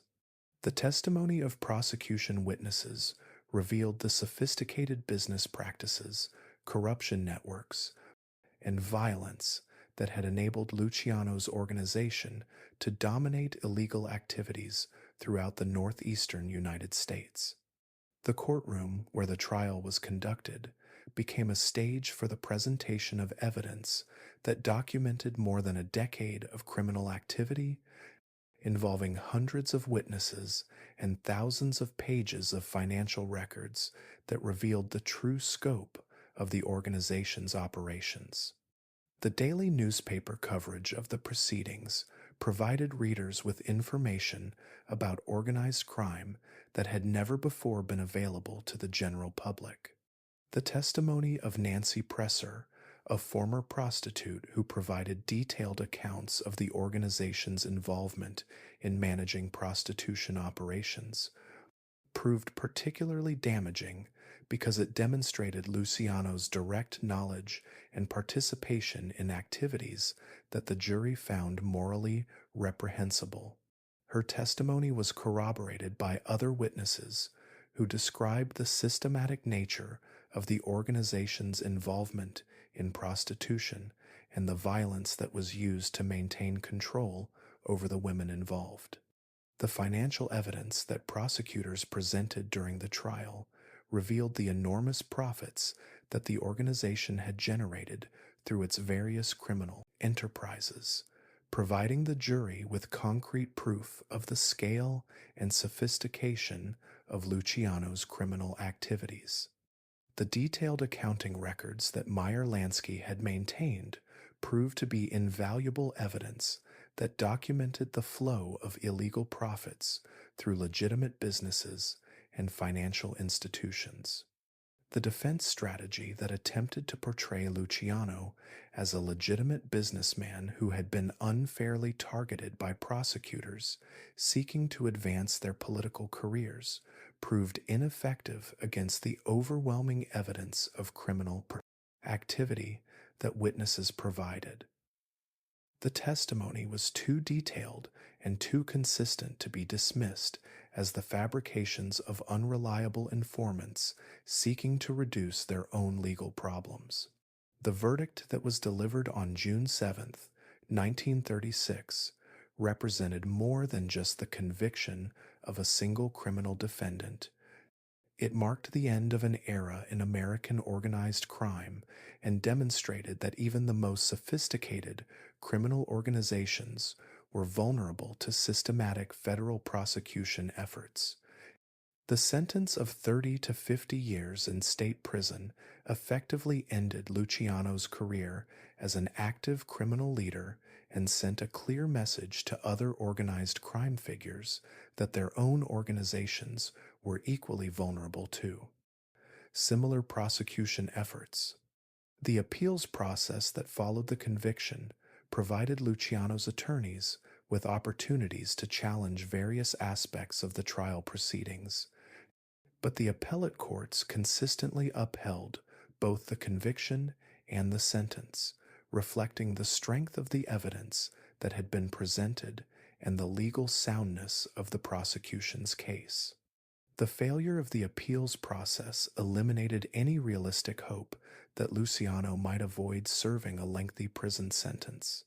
The years that Luciano spent in various New York State correctional facilities provided him with time to reflect on the choices that had led to his downfall and to observe the changes that were occurring in the criminal organizations had once been under his leadership.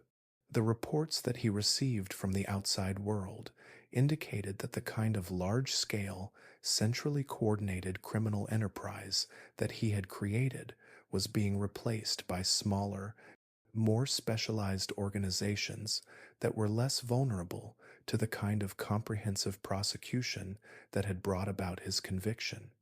The opportunity for early release that came during World War II, when federal authorities sought his assistance with intelligence operations related to waterfront security and the Allied invasion of Italy, provided Luciano with a chance to demonstrate his continued value to legitimate authorities while also revealing the extent to which his knowledge of criminal operations had become a national security asset.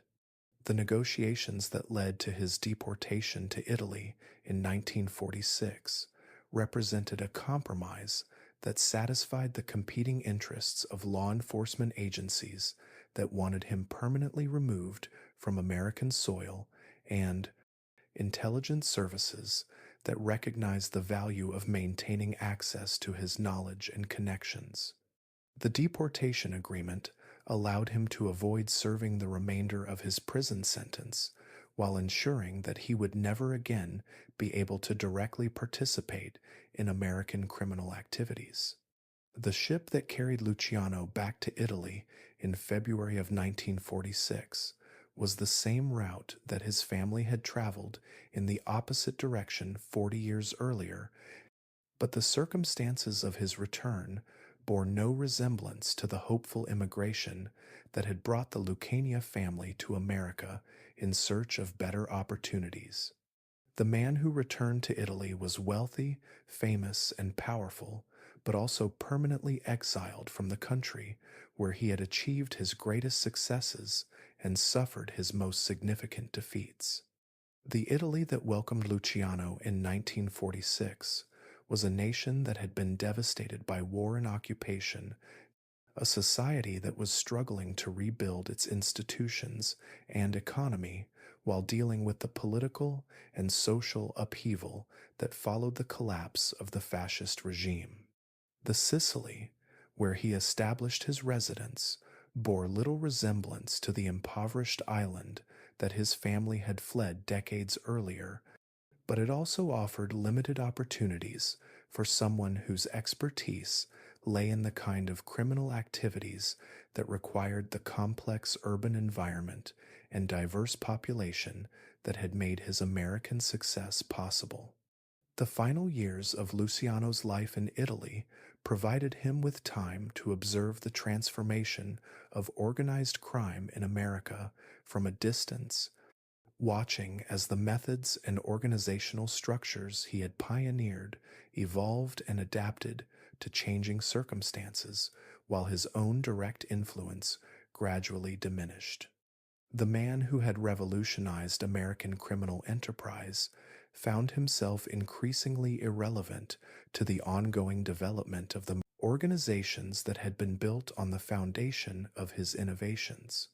The heart attack that ended Lucky Luciano's life on January 26, 1962, at Naples International Airport occurred as he was preparing to meet with a Hollywood producer who was interested in developing his life story for the motion picture industry.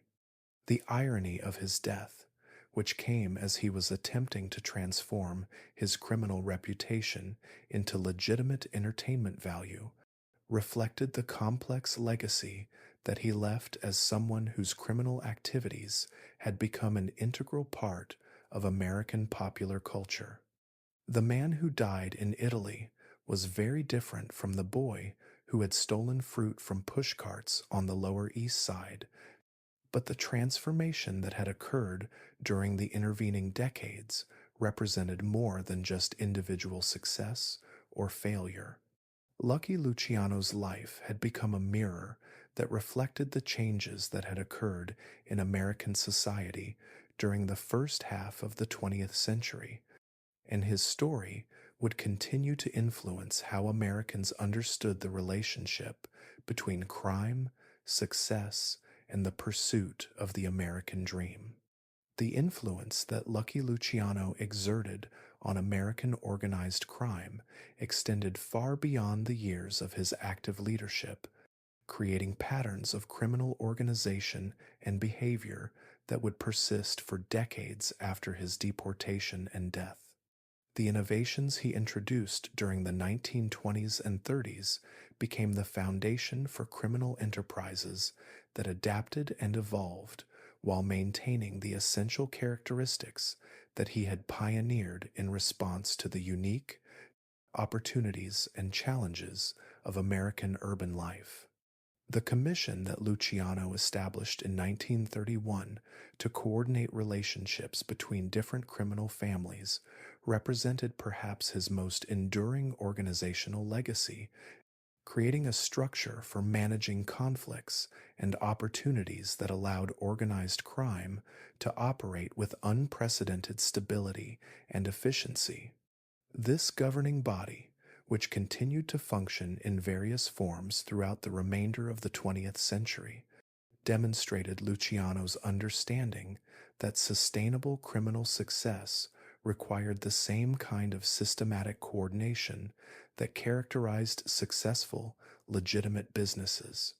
The principles that guided the Commission's operations reflected Luciano's recognition that traditional Sicilian approaches to criminal organization, with their emphasis on blood feuds and territorial conflicts, were counterproductive in the American environment, where criminal enterprises needed to minimize violence and maximize profits to avoid attracting unwanted attention from increasingly sophisticated law enforcement agencies.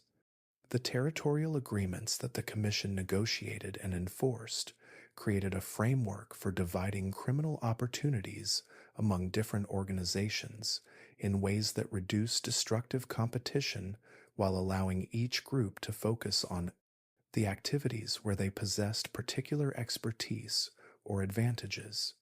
This systematic approach to territorial management represented a fundamental departure from the chaotic violence that had historically characterized relationships between criminal groups. The inter-ethnic cooperation that Luciano pioneered became a defining characteristic of American organized crime, creating partnerships between Italian, Jewish, and Irish criminal organizations that proved more profitable and more sustainable than the ethnically homogeneous groups that had previously dominated illegal activities. These cooperative relationships demonstrated that criminal success in America required the same kind of diversity and specialization that made legitimate businesses competitive in complex urban markets. Meyer Lansky's continued prominence in organized crime throughout the middle decades of the 20th century illustrated the lasting value of the financial expertise and inter-ethnic partnerships that had been central to Luciano's approach to criminal enterprise. Lansky's sophisticated money laundering operations and his ability to maintain relationships with criminals from different ethnic backgrounds reflected the organizational principles that Luciano had established decades earlier. Frank Costello's evolution into a respected elder statesman within organized crime demonstrated another aspect of Luciano's legacy, particularly his understanding that successful criminals needed to maintain relationships with legitimate political and business figures who could provide protection and opportunities that were not available through purely criminal problem channels. Costello's influence within Democratic Party politics in New York reflected the systematic approach to corruption that had been one of the hallmarks of Luciano's organization.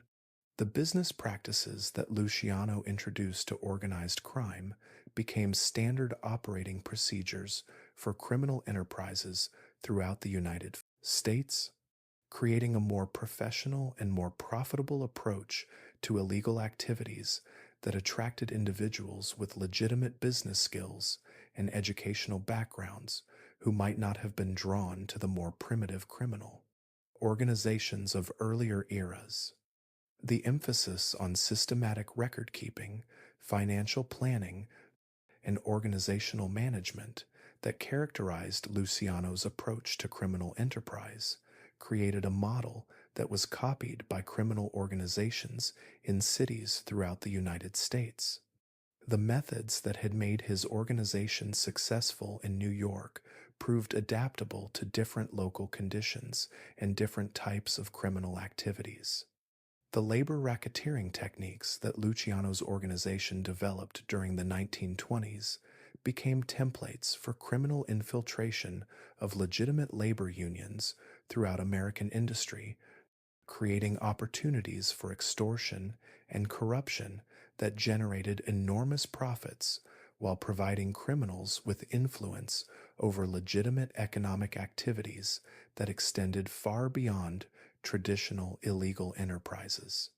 The corruption networks that Luciano established provided models for systematic approaches to influencing law enforcement and political decision making that were adopted by criminal organizations throughout the United States.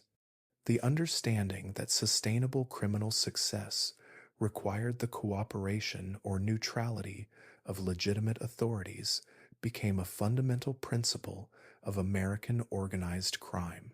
The violence that Luciano employed, while significant in its immediate impact, was perhaps less influential in his long term legacy than his understanding of when violence was necessary and when it was counterproductive.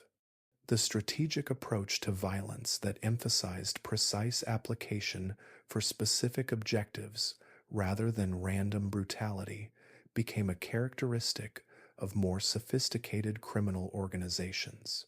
The popular culture that emerged around the figure of Lucky Luciano and the criminal organization he created reflected broader American fascinations with success, power, and the dark side of capitalism that extended far beyond simple entertainment.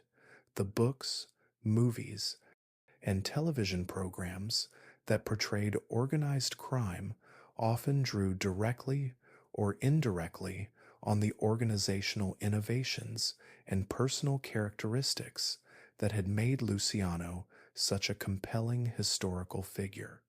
The mythology that developed around Luciano's life story reflected American cultural ambivalence about the relationship between success and morality, creating a narrative that simultaneously condemned criminal behavior while celebrating the intelligence, ambition, and organizational skills that had made that behavior profitable and influential. This cultural fascination with criminal success revealed tensions within American society about the nature of legitimate achievement and the boundaries of acceptable ambition. The academic study of organized crime that developed during the latter half of the 20th century relied heavily on the organizational patterns and historical precedents that Luciano's career had established, creating a scholarly framework for understanding criminal enterprises that emphasized their similarities to legitimate businesses rather than their differences from normal economic activities. The law enforcement techniques that were developed to combat organized crime throughout the remainder of the 20th century were shaped by the recognition that criminal organizations had evolved beyond the capabilities of traditional police work, requiring the same kind of sophisticated investigative methods and interagency cooperation that Luciano had employed for criminal purposes. The federal legislation that was designed to combat organized crime, including the Racketeer Influenced and Corrupt Organizations Act of 1970, reflected lawmakers' understanding that effective prosecution of sophisticated criminal enterprises required legal tools that could address the organizational aspects of criminal activity rather than simply individual criminal acts. The international dimension of organized crime that became increasingly important during the latter decades of the 20th century reflected many of the same principles of inter-ethnic cooperation and systematic business practices that had characterized Luciano's approach to criminal enterprise during the Prohibition era. The transformation of traditional Sicilian crime families into modern American criminal enterprises represented perhaps Luciano's most significant historical contribution, demonstrating how immigrant communities could adapt their traditional institutions to American conditions while maintaining essential cultural characteristics that provided competitive advantages in both legitimate and illegitimate activities.